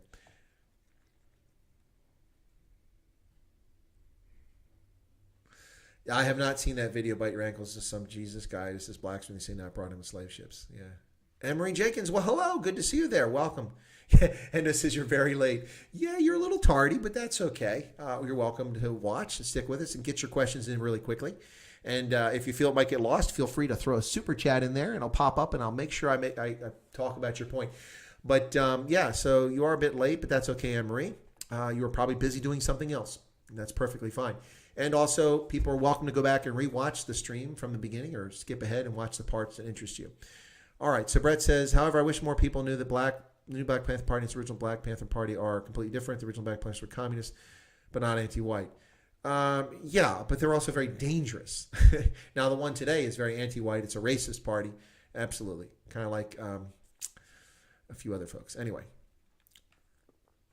Brett says the COVID-19 is devastating South African moment. There are now over 100,000. Yep, absolutely right. Oh, and just remember, just a few weeks ago, the sycophantic press from around the world was talking about South Africa's brilliant strategy in combating COVID-19 with their forward-looking policy of locking everybody in their homes and criminalizing people sitting on their stoop as felons. Yes, South Africa, under the leadership of Cyril Ramaphosa, was so forward-looking. Look at the example. They taught the world how to deal with COVID-19. Nonsense, utter nonsense. And now we see. Of course, what they'll say is because they lifted some of the lockdown restrictions, it got out of hand. No, what you did is you finally started testing people in Galatia and in Alexandria and in the other townships around the country where people were never locked down for the most part. And now you're finding out that the damn disease is everywhere. That's the truth. Heinrich Becker says, can Trump not fire those governors? No, we can't. You have no authority for that. We have a federal system, Heinrich. The president has no authority to fire governors of states. Now, if a state is in insurrection, if he tries to break away from the United States, then the president can intervene. But he doesn't have power over governors or mayors of cities, for that matter. The only city that the president of the United States has control over, and he doesn't normally have it, would be the mayor of the District of Columbia. He can federalize the District of Columbia because it's not a state. It's federal territory, technically. And it can be federalized. Absolutely. Dogbreaker says, I think Bite Your Ankles is talking about Hotep Jesus. Yeah, Hotep Jesus. Yeah, I've heard of that guy. But I haven't seen that video. Brett says, also South Africans, as in any country, do not need to apply for H-1B visas right now. Trump has suspended those visas for the rest of 2020. Better to apply. Yeah, he has. And that's an interesting thing. So let me talk about that because, of course, the media lost their freaking minds. You know, they don't mind letting people come into our country to take jobs from, jobs that are, in many cases, highly technical jobs from Americans. So what they do is they act like this is 100 million people who can't come in the country now. Donald Trump is such a bigot. He's so terrible. He just bans everybody. Well, ladies and gentlemen, I'm trying to find the graphic. I have it here, just trying to get to it very quickly. I saved the graphic. If I can get to it. Come on. I'm not finding it. It is here. I did this video. Come on. Where's it at? I did this H1. Well, let me do that. H1. Maybe the search. I'm trying to find an image here so I can bring it up on the screen to show you guys. It wasn't YouTube. Oh, come on. View by large icons. Okay. I'm not finding it here, but I had this graphic that showed the number of visa applicants who come in the country each year under that status. And now I'm not finding it for some reason. It's not there. I'm sorry. I apologize for that. I'm going to have to do it another time. I'll find it, bring it up. But yeah, I can't find it. For some reason, that image is gone.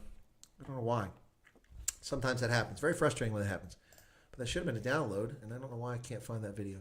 Or not video, that graphic. I had downloaded that thing, and I double-checked to make sure I actually saved it, and now I can't find it. Interesting. Anyway, I'm checking one more time to see if I can find here. But yeah, the number of people with these visas that we're talking about is a very small number in a few tens of thousands, not massive numbers like they give the impression. Okay, I can't find it. We're done with that. Okay. Sorry about that, folks. All right, so Brett says the president can pardon criminals, though. Trump pardoned Dinesh D'Souza. Well, yeah, but Dinesh D'Souza was convicted of a federal crime, and so Trump could pardon him of a federal crime. Yep. Emery Jenkins, you must blame the Three Musketeers. That's good. Oh, you're talking about Three Amigos. Emery, were you watching the Three Amigos? Come on, fess up. Were you watching the Three Amigos? That's right. I heard them talking. They were talking about me on that channel. I heard Germ saying that I was, are you hiding here somewhere, Germ? Did you come over? I heard Germ saying, yeah, I was moaning, giving you a hard time. No, Germ he contacted me about going on Germ Warfare when I was on another stream, and he said, I really got to get you on my channel. I said, okay, great, and we got in contact, and he never responded. Then a week later, he responded, and then it was kind of somewhere. And then he's like, okay, let's do it this week, and then he never got back with me, and I sent a message, he didn't get to it. Appreciate he's a busy guy. We're all busy guys, so I don't take issue with that. That's kind of the issue. What's going on with Big Daddy Liberty? It's hard to reach him. Anyway, so Germ told me last week after fogging me off to the week prior that let's do it next week, which is this week, and I haven't heard from this week. So I sent me a message and I said, "Listen, Germ, if you're not interested, just let me know. It's okay. I'm not gonna pester you." And that was it. So I didn't moan. I just said, "Hey," because I realized he's busy. But then I heard Germ say on the Three Amigos today that I was pestering him, so or not pestering, that I was moaning. But anyway, no, that's fine. But Germ is either going to be, I think I'm going to be on his channel, and or he's going to be on my channel maybe this week. I don't know. That's where we left it at. Yeah, but I did listen to the Three Amigos. That was Me Bros. Excuse me. That was funny. City Coy, tell you the truth. I wish Trump would say the truth about history and whites, but he's more the other way. Why? Well, because it doesn't matter what Trump says, Tin. The press will lie about it. Or the tech titans will try to cover it up. That's the bottom line. So, for instance, they'll distort things. Donald Trump is a racist because on his election campaign, he said that our border needed to be sealed because amongst the people coming across the border were rapists and murderers. And so he was turned into a racist because that's what the media depicted it as, when that's not what he was telling people. He was not saying that Mexicans were rapists and murderers. You got to listen to what he said. They also lied about a lot of other things. They lied, the other day about his arm shaking. Yeah, it was shaking. And Donald Trump explained why it was shaking. He'd just given 600 salutes, Your arm gets tired. Having been an officer and having had to salute people walking around post and through the barracks all the time, all day long, doing this hundreds of times each day, I get it. But I'm also not 75 years old and doing it in the hot sun wearing a business suit. We're doing it in fatigues. Anyway, in my prime of my life. So I get what he was talking about. Clinton pardoned his druggy brother. Yes, he did. But that's the president's prerogative. Most of the African Americans came to America were already slaves in Africa. Yeah, that's how they got here. They were purchased as slaves because they were sold into bondage by other Africans. That's exactly right. Also, the story of slavery and the transatlantic slave trade is greatly distorted. It's a horrible practice. It happened. It never should have happened. That's the worldview we have today. It's perfectly fine. But the distortions I was taught in public school are really, really a sad tragedy. So growing up, I was told that between 20 and 50 million Africans were enslaved and sold in the Americas. Then that was later refined. They said, well, that was the number of people who were taken from Africa, many of whom died at sea and their bodies were dumped, which did happen. But 20 million? The United States, since its first census of 1790, had 3,100,000 plus people. 3 million. Today it's 330 million at least. 3 million. The slave trade lasted from 1619 in North America until 1807. So the slave trade was still going at that time. But if between 1619 and 1790, in that time period, if 20 to 50 million people had been delivered to the shores of America, you think there'd be a lot more than just 800,000 slaves in this country at that time, don't you? 700,000, whatever the total figure was. We can check in the census. That's right. It's more like something in the order of about 300,000, maybe 400,000 at the top end, black African slaves were brought to what became the United States over the course of 1619 to 1807. That's the time frame. Less than 200 years. Yet I just heard on television how the slave trade in America was 400 years. Slavery lasted 400 years in America. Not the Atlantic slave trade. It was banned in 1808. Slavery continued until 1865 when Congress passed the 13th Amendment, which ended slavery. And then, of course, later came the 14th and 15th Amendments, all of which were enforced by the use of federal troops in the South, in Reconstruction South, enforcing the 13th, 14th, and 15th Amendment. And it was quite an interesting time because lots of black Americans became members of House of Representatives, members of the Senate, the local, not local, but the state legislatures as well. Absolutely fascinating. And then the federal forces were pulled out after a period of years. And what happened? Jim Crow crept in when there was no federal authority to ensure that the states and local jurisdictions did not deny African Americans their right to vote with things like a poll tax, a literacy test, and on and on and on. Yeah, that's the truth. And the other truth that people are a little uncomfortable with, and this is where the self-loathing part comes in, the vast majority of African Americans, I'm not talking about Africans who've come to America since the 1980s and such, or since the 60s. They're not African Americans. They're Africans who live in America or they're simply Americans. I'm talking about the historical African American community. The vast majority of them are more European than they are African. Yes, of course, the story will be yes, because slaves were raped repeatedly. Yeah, that's part of the story, but that's not the entire story. There are a lot of unions between black and white folks. That's right. Vanessa Williams, great-great-grandmother and great-great-grandfather, Oyster Bay, Long Island. Her great-great-grandfather was mulatto, and her great-great-grandmother was white. And do you know what her reaction was on who do you think you are, or whatever that program is, that genealogy program? Vanessa Williams said, "Oh, that was so brave of him. Wasn't it brave of both of them, the white woman, to be married to a mixed-race African American in the 1850 census, living in Oyster Bay, New York? A free black, by the way." Yeah. Anyway, point is that the distortions and the lies about American history are just endless.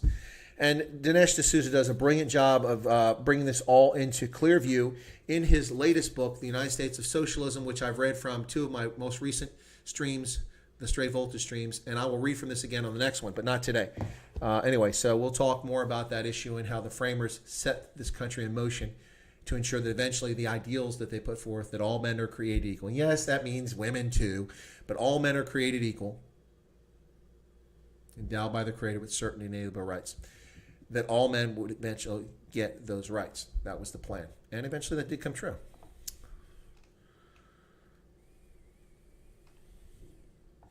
Bill Halsey says Caucasian, but where is Caucasia? Well, the Caucasus Mountains is where that comes from, which are located on the southern border of Russia, where you find Armenia, Georgia, and places like that. The Caucasus is where the term Caucasian comes from. There's actually a place. Yep. Gender-based violence is virus used to blame the government incompetence with COVID testing. True. More slaves were sent to the Middle East and Latin America than to, oh, well, yes, Brett, yes. The vast majority of people who came over in the transatlantic slave trade, which was probably between 10 to 15 million people, honestly, over the course of 3 centuries, went to the Caribbean Basin and to Brazil. That is correct. That's where most enslaved Africans went, not to North America. Because remember, we didn't have plantation culture until after 1800 when the slave trade ended. It wasn't until Eli Whitney invented the cotton gin that we're able to actually use slave labor in an effective fashion to make it worthwhile to have lots of slaves picking cotton and refining it. The cotton industry really took off when you had the cotton gin and other agricultural improvements. So yes, most went to the Caribbean where they died in droves, hence the reason for yet more slaves to be brought in. And don't forget, ladies and gentlemen, that in the Caribbean, lots of Irish were sent there, not as indentured servants, but as slaves by Oliver Cromwell and subsequent English governments in the United Kingdom. That is correct. They would raid Ireland. They would catch young men and young women, girls and boys, and ship them off to the Caribbean before they had African slaves there. In the 17th century, in the mid part of the 17th century, they would send them to the Caribbean to work on sugar plantations in places like Barbados as slaves. In fact, the governor of, I think it was Barbados in 1676, I could be mistaken on location, actually issued a proclamation banning English slave owners from breeding their Irish slave girls with Africans. Why? Because they were racist? No. Why? Because they were worried about Irish girls who were 12 and 13 years old being raped? No. Because it was undermining the slave trade.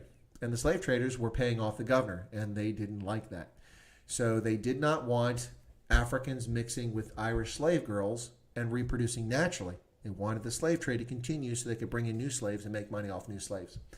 Yeah, there you go. A little bit of history there, ladies and gentlemen. And what was there was another question here about the Middle East or something like that. Yeah. In fact, there's a famous text written by an Icelandic priest whose home was raided by the Barbary pirates in the late part of the 19th century, around the 1870s. They sailed up there. They raided. He lived near the coastline with his family. They took him, his wife, his children as prisoners on a slave galley, took them back to Algiers, and the Bey of Algiers bought him or kept him and kept him as a scribe because, of course, he knew Latin, he spoke Icelandic, and he picked up Arabic very quickly. But his wife was sold off as a concubine, and his children were sold off into slavery. He never saw them ever again.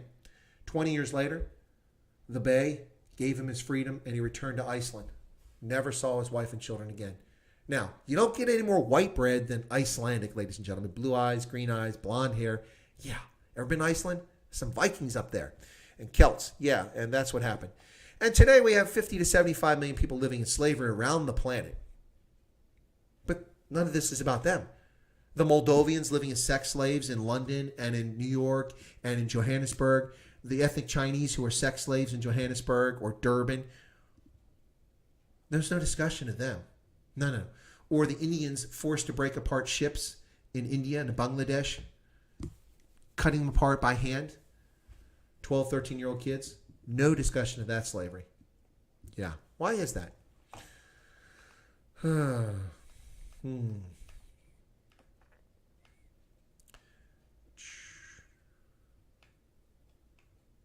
Right. By the way, and so when you guys are talking about the slave trade and the people that were brought to the Americas were already slaves when they were purchased, that is correct. But what is often forgot about this is that the reason that existed is because for centuries prior to that, the Arabs had been buying slaves from Black Africa, l'Afrique Noire.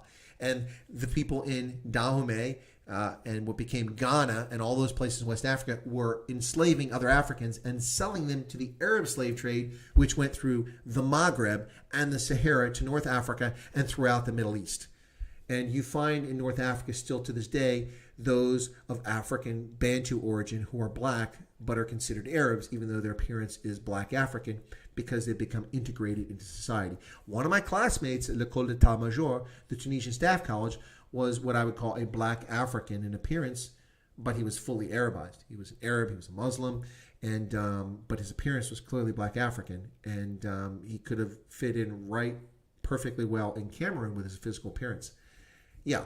So the Arab slave trade went on for a millennia before there were ever any slaves taken from Africa and shipped to the Americas. But apparently it's the only slave trade.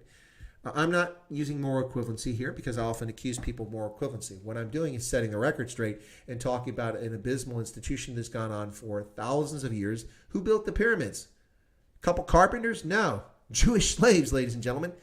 Yes, Jewish slaves. Not all the pyramids. It was also built by Egyptians themselves, but Jewish slaves. Should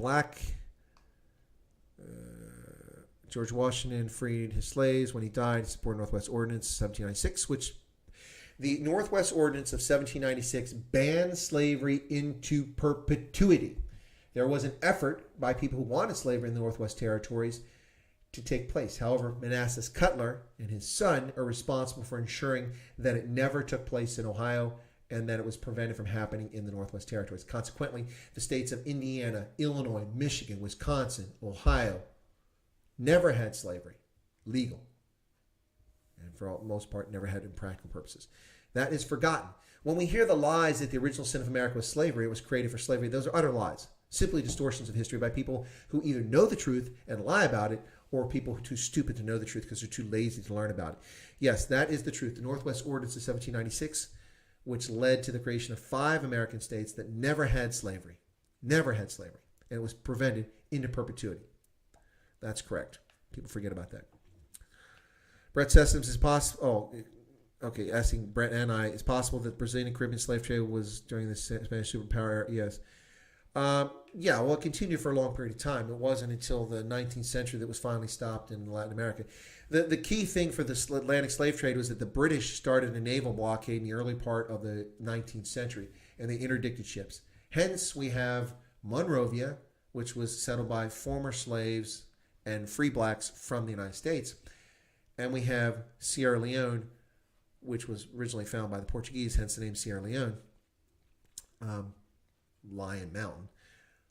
But both of those places were also populated by slaves that were captured by the British naval blockade, and then they sailed to Monrovia or to Freetown and released the slaves there because they didn't know where they came from, and there was no possibility of taking them back. Many of them came from Angola or from the mouth of the Congo River, that area down there, or Cameroon, and they were simply released there. Hence, as I mentioned in a previous stream, the reason part of Monrovia is called Congo Town because a ship that the British interdicted with slaves on it was stopped in Monrovia. The people were released, the chains taken off of them, they're just dumped there. And the people already in Liberia considered them to be from the Congo. And so there's a section of town, a suburb called Congo Town in Monrovia. Not the prettiest part of town.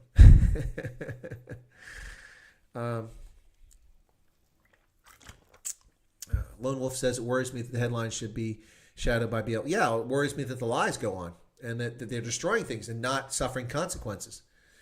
Brett Sessom says, most Africans and African Americans are not anti-white. In my experience, African immigrants have been far more... Yeah, well, exactly, Brett. And this is what I say in almost all my streams when we talk about this topic. I can show you dozens, hundreds of black Africans who I know who've migrated to this country either as a visa lottery winner, woo, you get to go to America, or they came here as a result of education and stayed, or they applied for a work permit and came here because they had skills. And virtually every one of these Africans I know has been a success. Some are managers at Home Depot. They work at Costco. Some have founded their own businesses. They work in law. They work in government. They're not whining about or white privilege and white supremacy because they don't see it, because they're not discriminated against. There is no systemic discrimination or racism, and they succeed. But the African American community in this country, a significant segment of it, is held back by its own experience and its inability to learn from the past rather than wallow in victimhood. And that's what's happening. And that holds back part of the African American community in this country, and it's not an insignificant part of that community. Thanks for, most Africans outside South Africa seem very friendly and open, cordial towards whites. Most appearances I've had with black South Africans have been pleasant. Yeah, no, Brad, I agree with you. Whoops, we'll get back to that. Bobby B says, what do I think of Starship Trooper style government where you must serve to vote? Yeah, actually, I love the movie. I love the original movie. Denise Roberts and all those guys on Casper Van Dien. Yeah, I don't want to say lose my ability, but yeah, no. I don't think that you should have to serve to vote. I think that creates an elite, and that's not fair. That's not right. That's not just. I think the people who are not mentally deficient, which means a lot of leftists have to be removed from the voting rolls, but people who are not mentally deficient, who are healthy and can read and write, should be able to vote in elections in a country. That's my view on it. Whether they're male, whether they're female, whether they're white, they're black, they're blue, they're green, they should all have a say in selecting who represents them for the government. That's just my view on it.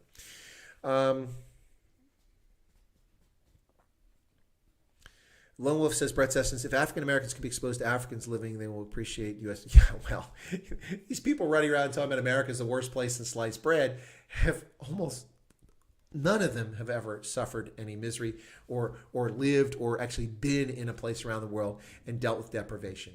Can you imagine these privileged, woke little turds who spend all their time charging their mobile phones? Can you imagine them actually dealing with rolling blackouts, or an absence of electricity altogether, or the fact that they want to go to the shop but they can't because there's nothing in the shop, or they go on social media and they say something and someone comes in the middle of the night and arrests them, tortures them, or they watch their wife be gang raped in front of them?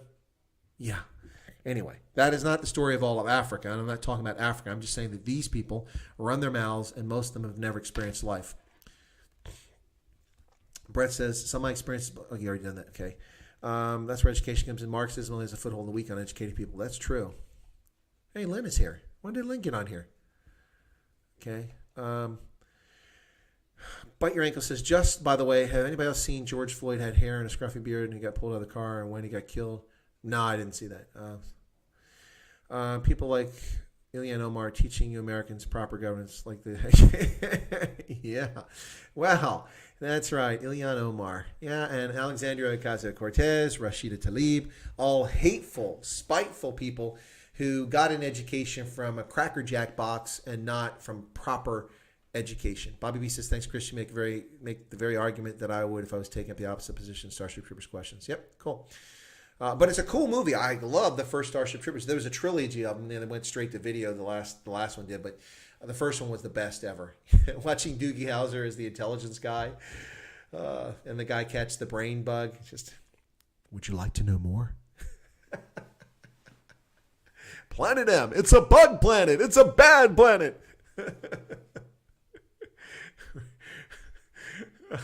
That is a great movie. Yeah, I love that movie, the first one. Actually, you're going to make me go watch that now. I'm going to watch Starship Troopers tonight. I love that movie. It's so awesome. Funny enough, Marxism seems to appeal to the upper middle class, the one to be elites. Well, listen, Bobby B, by the same token, the Red Army faction in Germany in the 70s and 80s, 60s, 70s, and 80s, virtually every moron who joined the Red Army faction trying to upset the political order of West Germany was from a privileged background.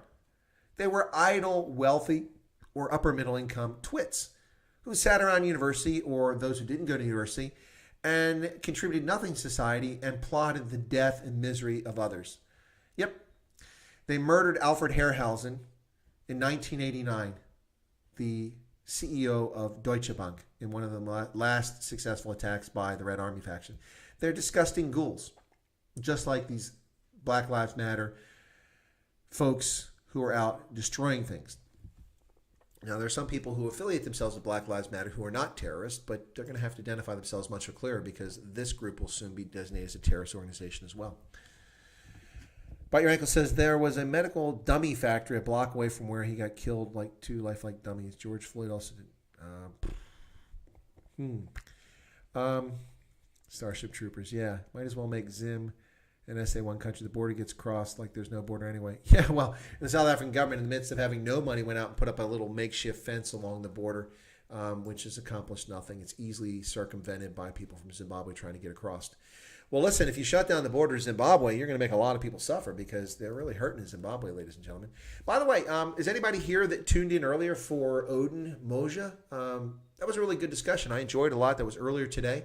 We did that at 5 o'clock South Africa and Botswana time. We talked about Tswana culture and the different subgroups and clans of the Tswana people or the Setswana people in Botswana.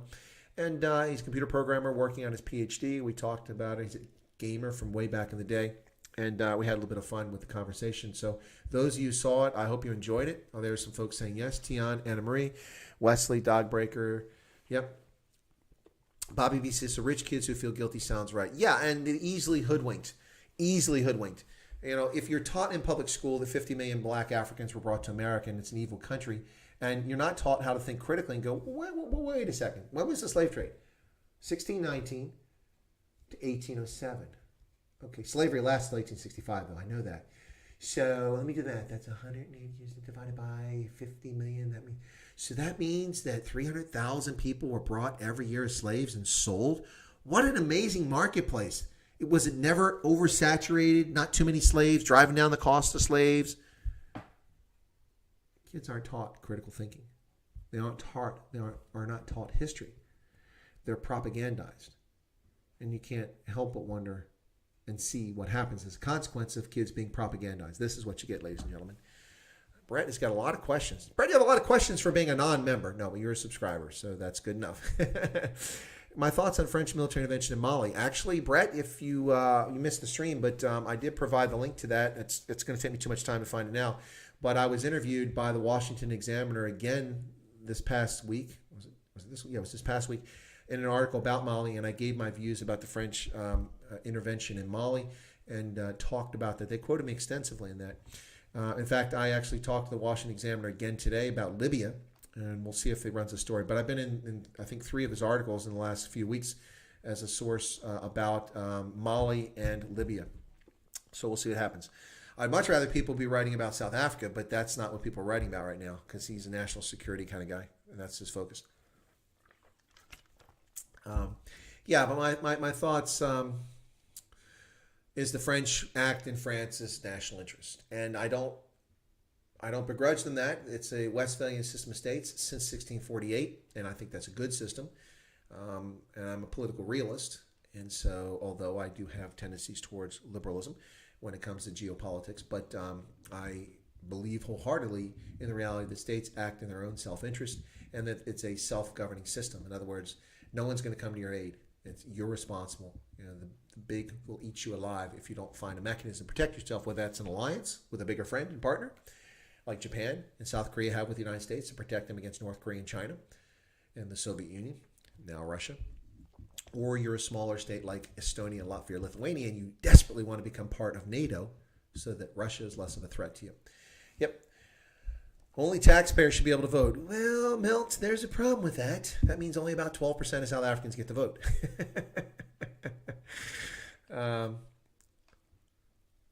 Hendo, that's my estimation is it's 4.6 to 5 million South Africans living abroad.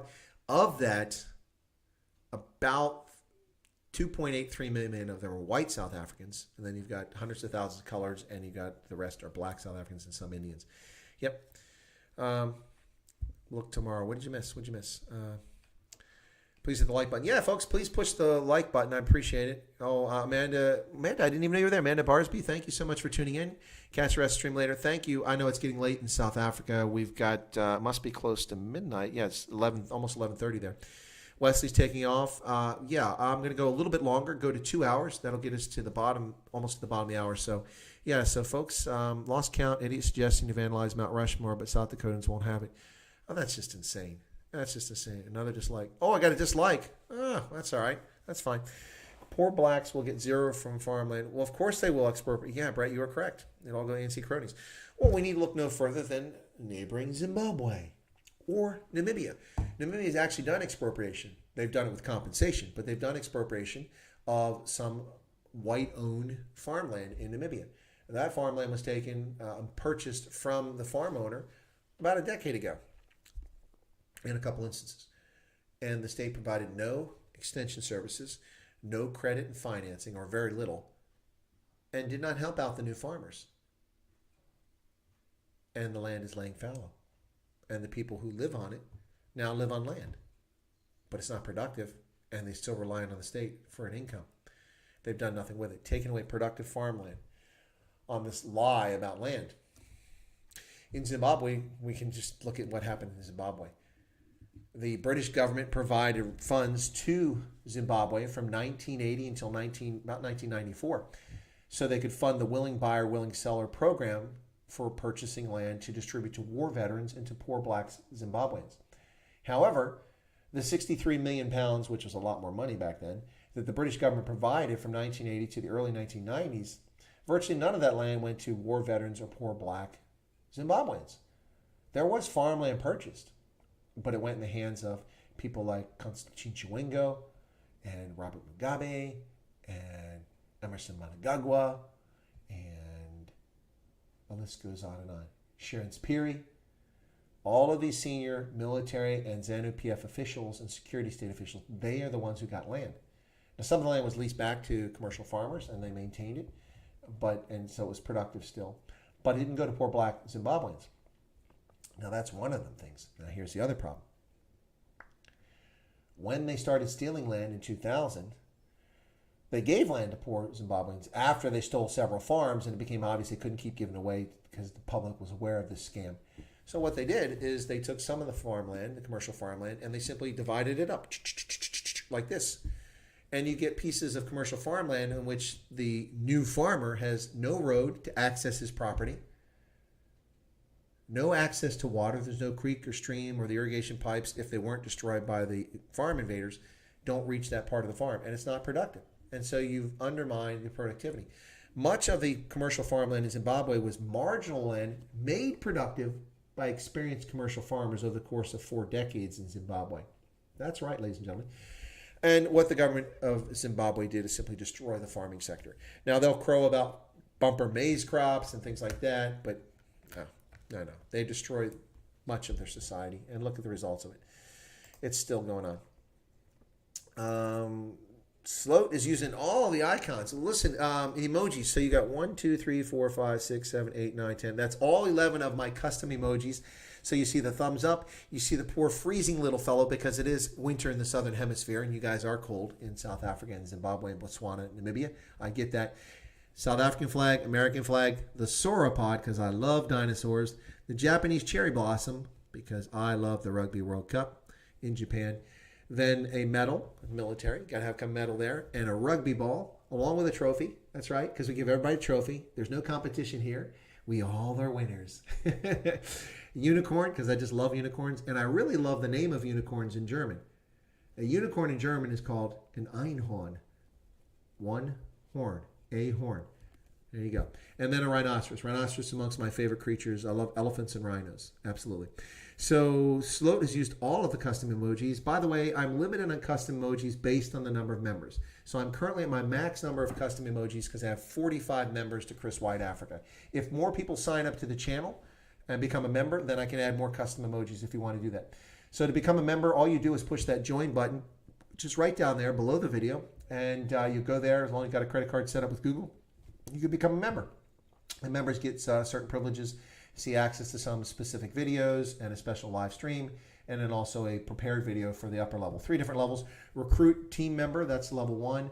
Very reasonable pricing because this isn't about making money. It's about letting people be part of a community that people have asked for. That's why I created memberships, because my members, subscribers asked for it. So at the recruit team member, In the U.S., it's $1.99 a month. But in South Africa, you pay only 10 Rand. If you're watching the current exchange rate, that's about 65 US cents. So it's not a lot. And that lets you get in the window as a member. And then the next level is Platoon Leader. And Platoon Leader is $4.99 US. I don't even remember what it is South Africa, but it's not $4.99. It's much less than that. And then the third level is Mastering Commander. At the Mastering Commander level, that's the top level. That's $9.99 a month for US. But in South Africa, that's not what you pay if you're in South Africa. It's much less than $9.99. So yeah, for folks who want to become a member, feel free to smash that join button and become a member of Chris White Africa if you'd like. And then you can get access to those custom emojis in the chat. So there you go. Let's see. Universal manipulation and trickery is how they remain in power. Okay. Captain Seakelt, where have you been? I haven't seen you in a few days. You live in a proper country where you're not paying for your data. So where have you been hiding out, man? Welcome back. Good to see you. Get you online, Lynn. Definitely a unicorn. Get you online. Lynn wants those smokes to come back. Look at that. She's got those cigarettes out there. Blake Nerdin says, do you think democracy would be better if only people with certain education quality? That's a slippery slope, Blake. I agree that it would be better. Representative democracy would be much better if people who actually could think cogently could vote. But where do you draw the line and how do you make that distinction? Do you have a literacy test? In the U.S., that was famously a way that was used to deny the vote to black Americans during Jim Crow era. You had to take a literacy test if you weren't functionally illiterate, and many blacks who were denied, particularly right after slavery, were denied proper educations. And so it's a very slippery slope. So while I think it's a reasonable restriction, it's not one I'm willing to endorse because of the negative consequences of it. Anyway, so yeah, but I get it. In America, the only people who were allowed to vote at the outset were propertied white men. That's a reality. White men who were tenant farmers or worked in factories, little factories, textile factories, stuff like that, didn't really get to vote in most states back then. That's right. Women sure didn't get to vote. Black men got the right to vote in the 1860s. It was not until 1920 that white women and black women and Asian women, all women in America, got the right to vote with the amendment to our Constitution in 1920. All right. Hey, Robert Zede, good to see you. Welcome. Luke Lead Slinger is back. Oh, you're quitting. Are you quitting cigarettes or you're quitting the stream? I think you're quitting cigarettes. We are all Peter Afrikaans. Yeah, apparently we are, man. Hey, that video was awesome. My You Are Peter Afrikaans video soared. That was my first 10,000 view video. It stalled at about 12,000 because there's a shelf life to these videos. People will tune in when they're within a few days or a week at max, and then they kind of tail off. And then you only get people watching videos later if for some reason that topic comes up and it gets promoted by YouTube. Like, ooh, that video is here. That was there from like last month or last year. So yeah, that one got close to 13,000. Then I had another video that got over 13,000. And then my Things Are Getting Scary in South Africa, that one skyrocketed. I had like 2,200 views in the first 4 hours and wound up with over 33,000 views. That's my most watched video. So thank you all so much for that. Really appreciate that. That's when I had a lot of steam on the channel.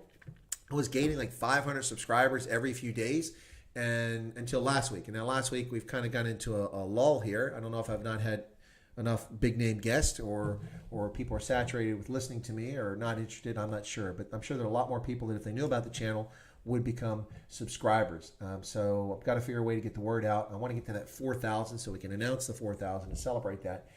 And then I won't worry about it. Listen, I'm not locked in on subscribers for this. Well, don't fixate. I'm not fixated on subscribers. I'm fixated on is that 42 people are here now and delivering good content for those 42 people who've watched this channel, particularly for those of you who have to pay for your data.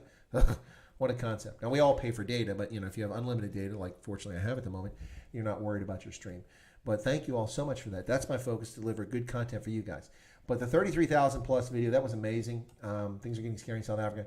Now I have a new video which started out really well yesterday and then it kind of tapered off. I did Pretoria's Money Pit, South African Airways. I did a new video on SAA and that started out really well. That had 560 views in the first 4 hours. Like, whoa, this is awesome. And now it's, I think, only at about 700. So I don't know if it's midweek or people have lost interest. Or maybe it wasn't a good video. That might be the problem. Maybe my video sucked. But I'm just under 700 with 699 views on that. So yeah, that one I talk about all the stuff going on with South African Airways. Pretoria's Money Pit, South African Airways. Yeah, I'm really upset about this rescue plan for South African Airways. I think it's yet more a burden on the South African taxpayer and a prestige project, a pet project for the ANC. to stroke their ego. Instead of liquidating the airline, allowing its assets to be sold off, new entities created from it, and them coming back and competing without the government intruding into the board of directors or into the business operations of an airline, it's not going to succeed. And now the government's got to pay another 26 billion rand on top of the 57 billion rand they've already spent since 1994 for this failed venture. And that's the problem. Yeah, so back to the chat here. Let me catch up on that. Bobby B, you are Peter Afrikaans. Absolutely. Hendo says, there were a lot of other channels active tonight, and I think that's part of the reason why people have come and gone, and that's fine. Bobby B says, Anna Marie Jenkins, no, I'm mostly Italian, Irish, with some English, Swedish, and others, not African or from SA. Yeah, Bobby B lives in New England, and apparently Bobby's a bit of a mutt ethnically. I didn't know that, Bobby, but most of us who are so-called white Americans are kind of mostly mutts. 72 likes. Well, thanks for that update, Captain Seakel, because I actually don't check the likes when I'm watching the video. Robert was watching Ronaldo. Well, how long did Ronaldo, Germ, and Roman go on? I mean, they came on and they were on for an hour when I left. Oh, Hendo's attacking Ronaldo. How long did they go on with the three Amibros? I left to come on here. Get You Online, Lynn says, during sanctions against Rhodesia, it made the country manufacture what they needed. Now they've destroyed that. South Africa's on the same march to totally destroy this country. We have nowhere to go. Yeah, that's a real concern for folks. The only plan should be for the ANC to get out. They were on for 2 hours. Well, no wonder we tapped out at about 50 plus folks on here. Maybe the three Amibros were more interesting. Jerm was sober though, so I don't. That was. When Jerm's not drinking, I don't know if it's quite as interesting. So, and Nkosazana Dlamini Zuma should stand trial after this lockdown. Well, I think there's legitimate reason for people to be angry with Nkosazana Dlamini Zuma. Her irrational ban on cigarettes is certainly problematic, ladies and gentlemen. Absolutely problematic. Kermit GTT says, I only watch Germ. The other two are drama queens. It's interesting, ladies and gentlemen, the strong opinions that people have about Ronaldo Jos and Roman Kabanek and Jeremy Nell, their three programs, and for that matter, Scott Bolson's Loving Life, based in Australia. It's really fascinating to see the strong opinions people have of it. There are people come on and watch my streams, some of whom like some of those people or dislike some of those people. Everybody's got their quirks. I'm sure there's people that don't like me, and based on the hideously mean comments by Sam, who's now been blocked and reported for abusive language and racial epithets that he's been putting into his comments on videos and streams that appear on my channel. So I've reported him, whoever Sam was. But based on the comments I found in some videos, some people were not too happy with some of the things I've had to say. And that's fine. You can't please everybody. And if you try to please everybody, then you're just a fool. You shouldn't try to please everybody. The mere fact that you have an opinion means that someone will be against that opinion, or you have a view. Or if you do analysis, people will disagree with your analysis. So there you go. Oh, Jerem ran out of Jerem ran out of beer and Coke. Well, that's a tragedy, Hendo. A Schuss beer is an excellent beverage. For those who don't know what it is, that is beer and Coke mixed together. Yes. Blake says, actually, I like them all equally. Yeah, well, that's cool, Blake. No, my point was just making it's interesting how people have very different views of others. There's people that really are triggered by Ronaldo, and I don't get why they're really triggered. Ronaldo's show is really entertaining, and he's also got some great prepared videos and talks on topics. But some people are still don't like it. That's fine. I like Ronaldo's channel. We need to dissolve the Union of South Africa because the ANC is destructive. Yeah, they are a destructive force. Their racialization of the public sphere is dangerous for all South Africans. Yep. How do we get this done? Her defense. Get you online line. Well, so here's an example. You hear this nonsense. You hear people say, well, when people walk past black men and they walk on the other side of the street, that's racism. No, it may be, it may not be. In most cases, it's probably just proper discrimination, and not discrimination against the individual, but discriminating against potential threats to you. Now, I'm not saying black men are threatening, but let me ask you this question. So that 93-year-old white lady who was assaulted in broad daylight by a young black man on the streets of New York, by the way, a person who has had a criminal record and been released time and time again for criminal offenses instead of going to jail where he should have been, And so he attacked that white woman just by knocking her to the ground. She fell and struck her head against a fire hydrant. 90-some years old. I don't know if she has any mental damage or obviously some physical damage as a consequence of that. So the next time she walks down the street and she sees a young black man approaching her, if she goes around the fire hydrant or walks in a different direction, does that make her a racist? No. She's exercising good judgment because she was assaulted unnecessarily without justification by a young black man. I know lots of black people, when they see black people in the street, they walk the other direction. I don't walk the other direction. Bring it on. Anyway, but just thought I'd share that very quickly. Lynn is going to move to America. Okay, cool. Who flops too much? Kermit? Petrus says they all do a good job with different personalities. Yeah, I think that's a fair statement from my perspective, Petrus. I would agree with you on that one. I think Germ, Ramon, and Ronaldo all have different perspectives. There's alignment on many of their perspectives. What I like about Ramon's channel, I enjoy his morning shot, his prepared videos, but I also like that he's just kind of, devil may care on some things. Well, fine. The lockdown's over. Do what you want to do. Even if it's tongue-in-cheek, it's actually pretty entertaining. And Germ is interesting. I didn't know much about Germ. I didn't know about his political satire artwork until I learned about that recently. And Ronaldo is interesting in his own right. So Blake says he likes Ronaldo, Germ, Ramon as much as he likes Marmite, Bovril, and peanut butter. None of those are things that I enjoy. Not the YouTubers, but the food. You should look into Donut Operator. Morning Shot is okay. Yeah, Morning Shot certainly has its good moments. Let me know if you need to sponsor something, but not familiar with the process. Well, the process, Bobby B, is that unless you have a familial tie or you are a lottery winner, you're not going to be able to sponsor Lynn to come here. As American citizens, we don't get the same rights and privileges that immigrants to our country get. I cannot sponsor someone to come to America, to immigrate here. 36-year military veteran, served in a dozen different embassies around the world, and I cannot sponsor Americans to come here because that's not how the system is set up. Now, if I have a family member, an immediate or extended family member, I can apply for them to come here, and that can be made aware, but we don't get any rights. Now, if I was a visa lottery winner from Kazakhstan and came here, I came, but I was forced to leave my 50 children and my nieces and nephews behind and my grandparents. I'd like to bring them now, too. You can actually use that for chain migration. But in American, you lack that right and privilege. Isn't that ironic? But that is our immigration system in this country. Broken. And Donald Trump hasn't fixed it. I'm not angry with Donald Trump because he's been busy with fake impeachments and fraudulent Russia collusion narratives and a Democratic House of Representatives for 2 years undermining governance in this country, and now governors and mayors undermining civil order and safety in this country. And of course, Dr. Part of, I don't know, he sounds like he's from, Goodfellas there. Dr. Fauci, talking about the COVID-19. Yes. Just when I thought I was out, they drug me back in. Dr. Fauci. Yeah, I think that, how's that? Is that pretty good? Was that a good Dr. Fauci there, or was that terrible? Anyway, Dogbreaker has his reasons for Ronaldo, probably best described as an ideological argument. Yeah, okay, cool. 90 Day Fiance, I don't watch that. Good idea to start your own area code. Hey, Sean, I didn't know you were here. Okay, let's see. Your reason for Ronaldo is probably best described as ideological.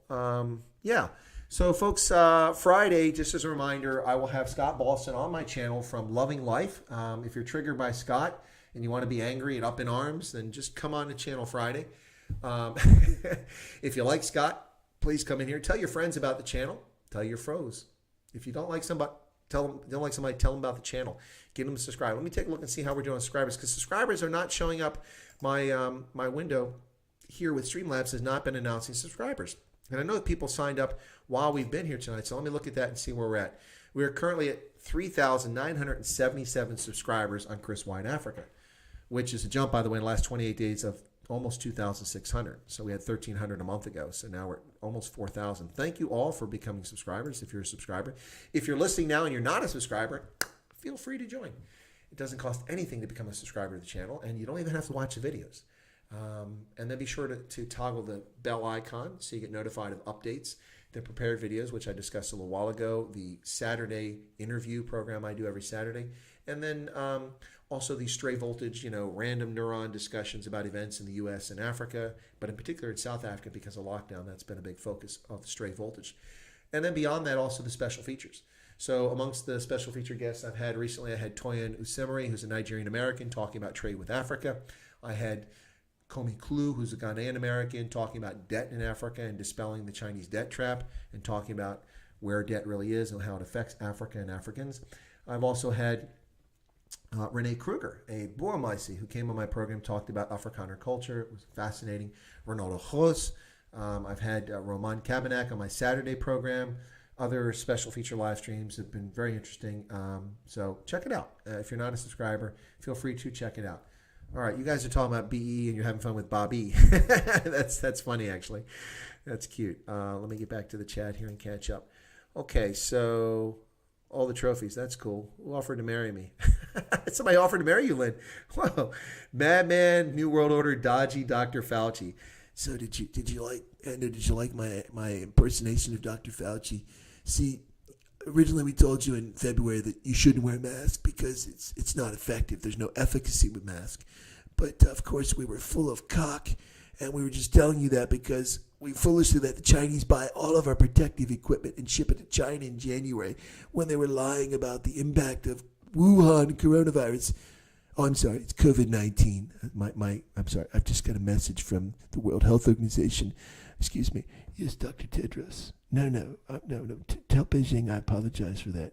I'm before the Senate right now. Let me talk to them. So Wuhan coronavirus, don't wear a mask. We were full of cock. If you don't wear a mask now, we're going to arrest you. That's right. We're working in conjunction with Governor Jay Inslee in Washington State. That's the plan. And so if you walk around Washington State and you're within 12 miles, 8 kilometers, 8 miles, 12 kilometers of another person without a mask, we're going to arrest you. Yes. We also told you that it was okay to take your pets out. But now if you get your pets together with people, you'll get them sick too. We don't know what we're doing. We have no idea. We're relying on broken science, trusting leftists who simply want to take your liberty. Oh, excuse me. Yeah, I'm sorry, Dr. Tedros. I shouldn't have disclosed that. I understand. The money will not be in my account this month. Okay, thank you, Dr. Tedros. Thank Beijing, please. Yeah, there you go. Dr. Fauci. Scary Dr. Fauci, ladies and gentlemen. There you go. Sorry, that's my impersonation. Actually, one more person came in the stream, so maybe the impersonation was entertaining. I see some tears and laughing. Yeah, they are making this stuff up. And no, they're absolutely making this stuff up. And the fact that they don't have the humility to be honest about it, that's what's so disturbing. Hence the reason, okay, for those genuinely concerned about COVID-19, and there's reason to be, no, I'm not being facetious. I'm not joking. I'm not doing an accent here.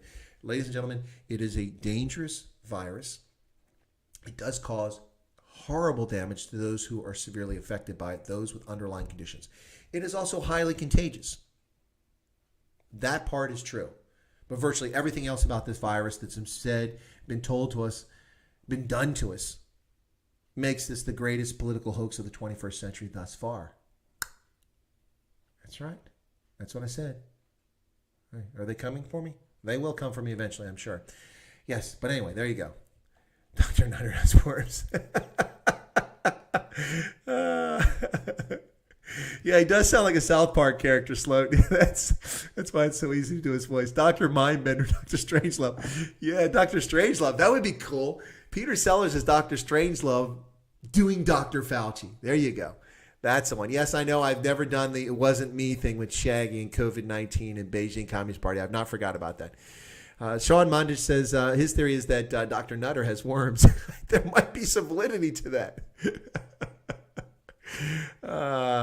Eddie van der Westhuizen says, what do you think about China did not release the virus? It was Bill Gates. No.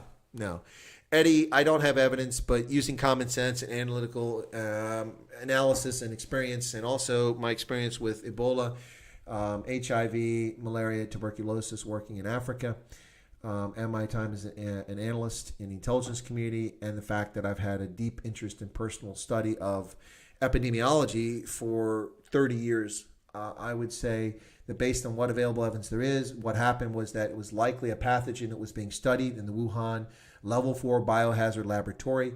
Someone who worked there in the medical profession, just like the movie Outbreak, in which Kevin Spacey rips his glove and doesn't tell anybody. Someone probably tore their suit or tore their glove and were exposed to this virus, this dangerous pathogen, left the facility, whether they knew it or not claiming they knew it, went home, became ill, infected their family members. Someone went shopping in the wet markets. Remember how the wet markets are responsible? And then it got out. And as a consequence, Chinese medical officials in the city of Wuhan started noticing this in November and early December, these strange flu-like symptoms and people very ill with underlying conditions. And they told the Chinese regional and national medical authorities, and they were ignored. And the word wasn't put out, the alert wasn't put out. So these Chinese doctors and nurses went to social media to tell people about this. And of course, social media is controlled by the Chinese Communist Party, and so they came for these medical professionals and they locked them up. And they denied his existence. And we get through December and suddenly they realize, oh gosh, we got a problem. So they shut down Wuhan. But by then, 3 to 5 million residents and visitors to the city had already left, many of whom were infected with Wuhan coronavirus COVID-19. They spread it all over China, which you would never know from the Chinese lying statistics about how many cases they have. They spread all over China. And then from there, it got to Hong Kong. And then because it was in Hong Kong, it made its way onto cruise ships because cruise ships stop in Hong Kong as a port of call to visit this beautiful city. People picked it up, walked around the markets and businesses in Hong Kong and restaurants, and then got on cruise ships, which was the next concentration. And then, of course, ethnic Chinese and Europeans who do business in the coastal cities of China for trade, textiles, and electronics and things, then carried it back to Europe, particularly to Italy, which has a large number of ethnic Chinese now because the Italians have abandoned their textile industry and handed it over to the Chinese, who were there in the tens of thousands, and people had gone home for holiday or to visit people, came back, and they brought it to Italy, and then from there, it went by car to Switzerland, to Austria through the Brenner Pass, to Germany, and on through Europe. And then people in Europe, of course, brought it to Africa, and Africans coming back from China brought it to Africa, yada, yada, yada, as well as Chinese, and there you have it. Donald Trump, of course, famously on the 31st of January, stopped air travel for Chinese nationals coming from China to the U.S., and of course, he was branded a racist and a xenophobe. Of course, the problem with branding him a racist over banning travel by Chinese nationals is that Chinese national is not a race. It's a nationality. Chinese are Asians. Asians, you could say, is racist, but banning Chinese, no. They didn't ban South Koreans, they didn't ban Taiwanese, they didn't ban Japanese, they didn't ban Filipinos, simply banned travel by Chinese nationals to the United States coming from China. And a xenophobe, seriously. The entire world shut down its airline networks after it was too late. Trump was the first to do it. That's right. New Zealand was also pretty early on this too. Yep, so there you go. So that's what happened. Yes, I think it was an accident, and let's hide it. This is exactly right, Petrus. That's exactly. Let's cover it up because the Chinese can't let anything damage their public image. Well, it's damaged, ladies and gentlemen. All right. Let me see. Dr. Strangelove equals Dr. Fauci. That is brilliant. Who said that first? That was great. I love that. It's Sean. Thank you, Sean. Then we're going to remember that one. So my sack of cock is me, and Dr. Strangelove for Dr. Fauci is that's Sean. Okay. What else we got here? Hit me up on Twitter, please. My email is my full name, and try not to spread that word around. Okay. Okay. Bobby B, yes, my email is lynn@getyouonline@gmail. Oh, that's Lynn. Okay. All right. Gosh. Bobby has a crush on Lynn. Well, yeah, but Jason has a crush on Giselle. Yeah, I think I've answered those questions. Folks, we're at 2 hours and 15 minutes. I know it's late in South Africa. It's almost midnight. Should I? Yeah, I know you guys are having fun, Bobby. That's fine. Should I go another 15 minutes to the bottom of the to the top of the hour and for 2 hour and 30 minute, or should we just call it quits for tonight? It looks like people are having a good time, making good use of their data. I bet I'm twice their age. Don't, Bobby, don't say that. Don't say that. You'll scare somebody off. Yes, end it, or yes, continue. So continue is yes. Call it a night is no. That's kind of weird, right? Okay. Or we could do a binary. 1 is continue.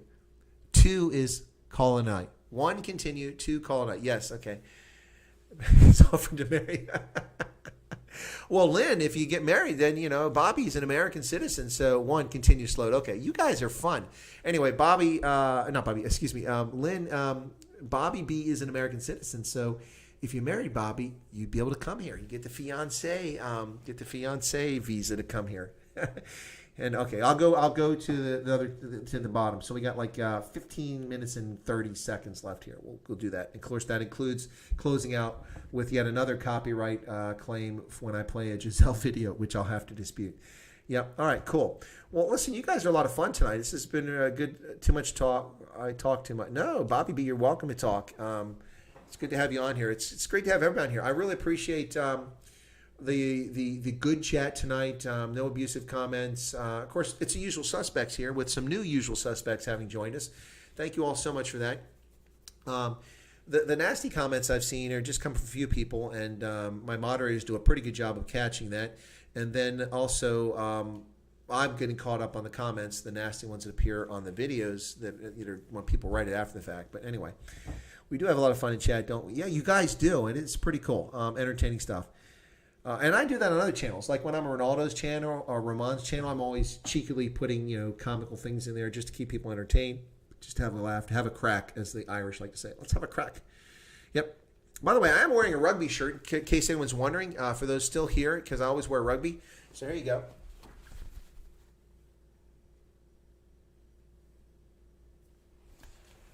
This is from the Toronto Wolfpack, which is a club based up in Canada. And, yeah, they've got a big following. So not a rugby jersey, but a rugby T-shirt today. So there you go. What do we got over here? What did I miss? That's what Rich Simpleton says, great show. Well, thank you, Rich. Like your avatar. That's kind of cool. Eddie van de Westhuizen says, that's what I believe. Then I heard a document from 2010 on YouTube that was leaked.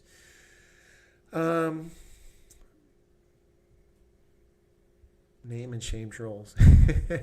Yeah, that's an idea. That's a Coke and beer version of a rugby jersey. You guys are fixated, some of you, on that Schussbier. Really, really fixated on it. Yeah, but let me get the trolls.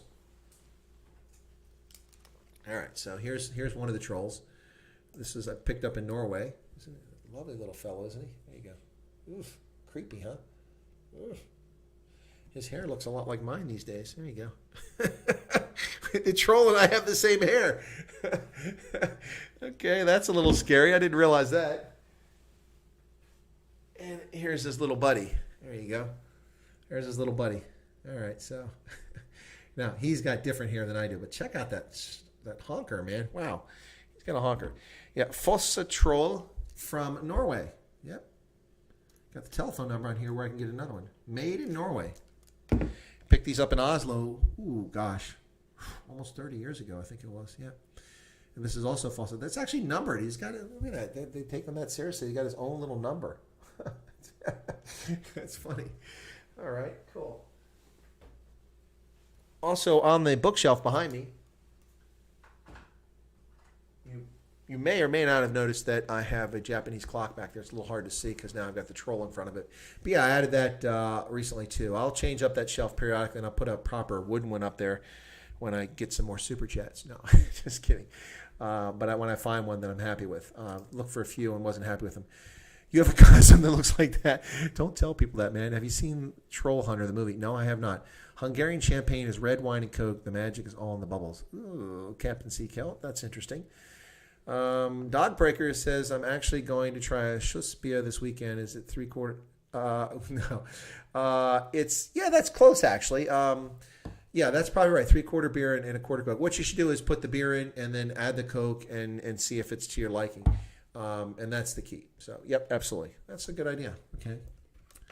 Not on Twitter. Well, neither is Katie Hopkins, apparently. Jeez. Katie Hopkins banned from Twitter for life. Scary stuff. Yep. By the way, I did my first ever memo or letter with my logo on it. Actually did a header on there, right there. Look at that today.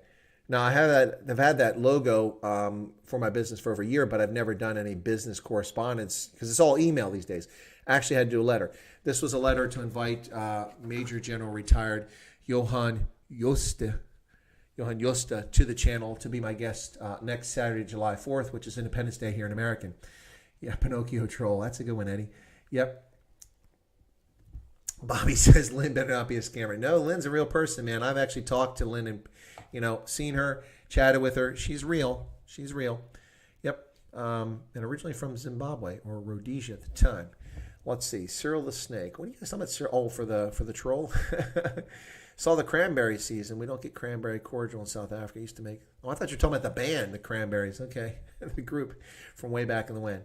Hey, Cyril, you guys are having fun. Does it come with maple syrup? You're talking about my trolls, or are you talking about the coffee? Name and shame trolls. Yeah, Carl or though I guess maybe Cyril and Zuma. That's what people want to go with. Cyril and Zuma. Bobby, you guys are having too much fun there. Listen, it's been a really enjoyable chat this evening. I really appreciate it. It's much longer than I intended to go. I was just going to go for an hour tonight. No objection to going longer. I hope that you all have enjoyed this stream tonight. Still got a few minutes before we drop off, but I just want to do a little bit of housekeeping very quickly. And let me take a look and see if I still have that channel here to see how my favorite Bavarian restaurant is doing up there. It looks like it's gone here. Where did it go? Yeah, I was trying to find this thing, but I'm not finding it now. Interesting. Interesting. It disappeared. I guess because my browser crashed and I brought it back. I've still got this Colin Kaepernick nonsense, which I don't really care about having up there. But I do not have the tab that I wanted to talk about the restaurant. Where did that thing go? Anyway, well, it's not important. Okay, 73 likes. Oh, it's not bad. It's not bad. Given that our biggest audience on here was just over 50, so that's not too bad. Cool. Catfishing.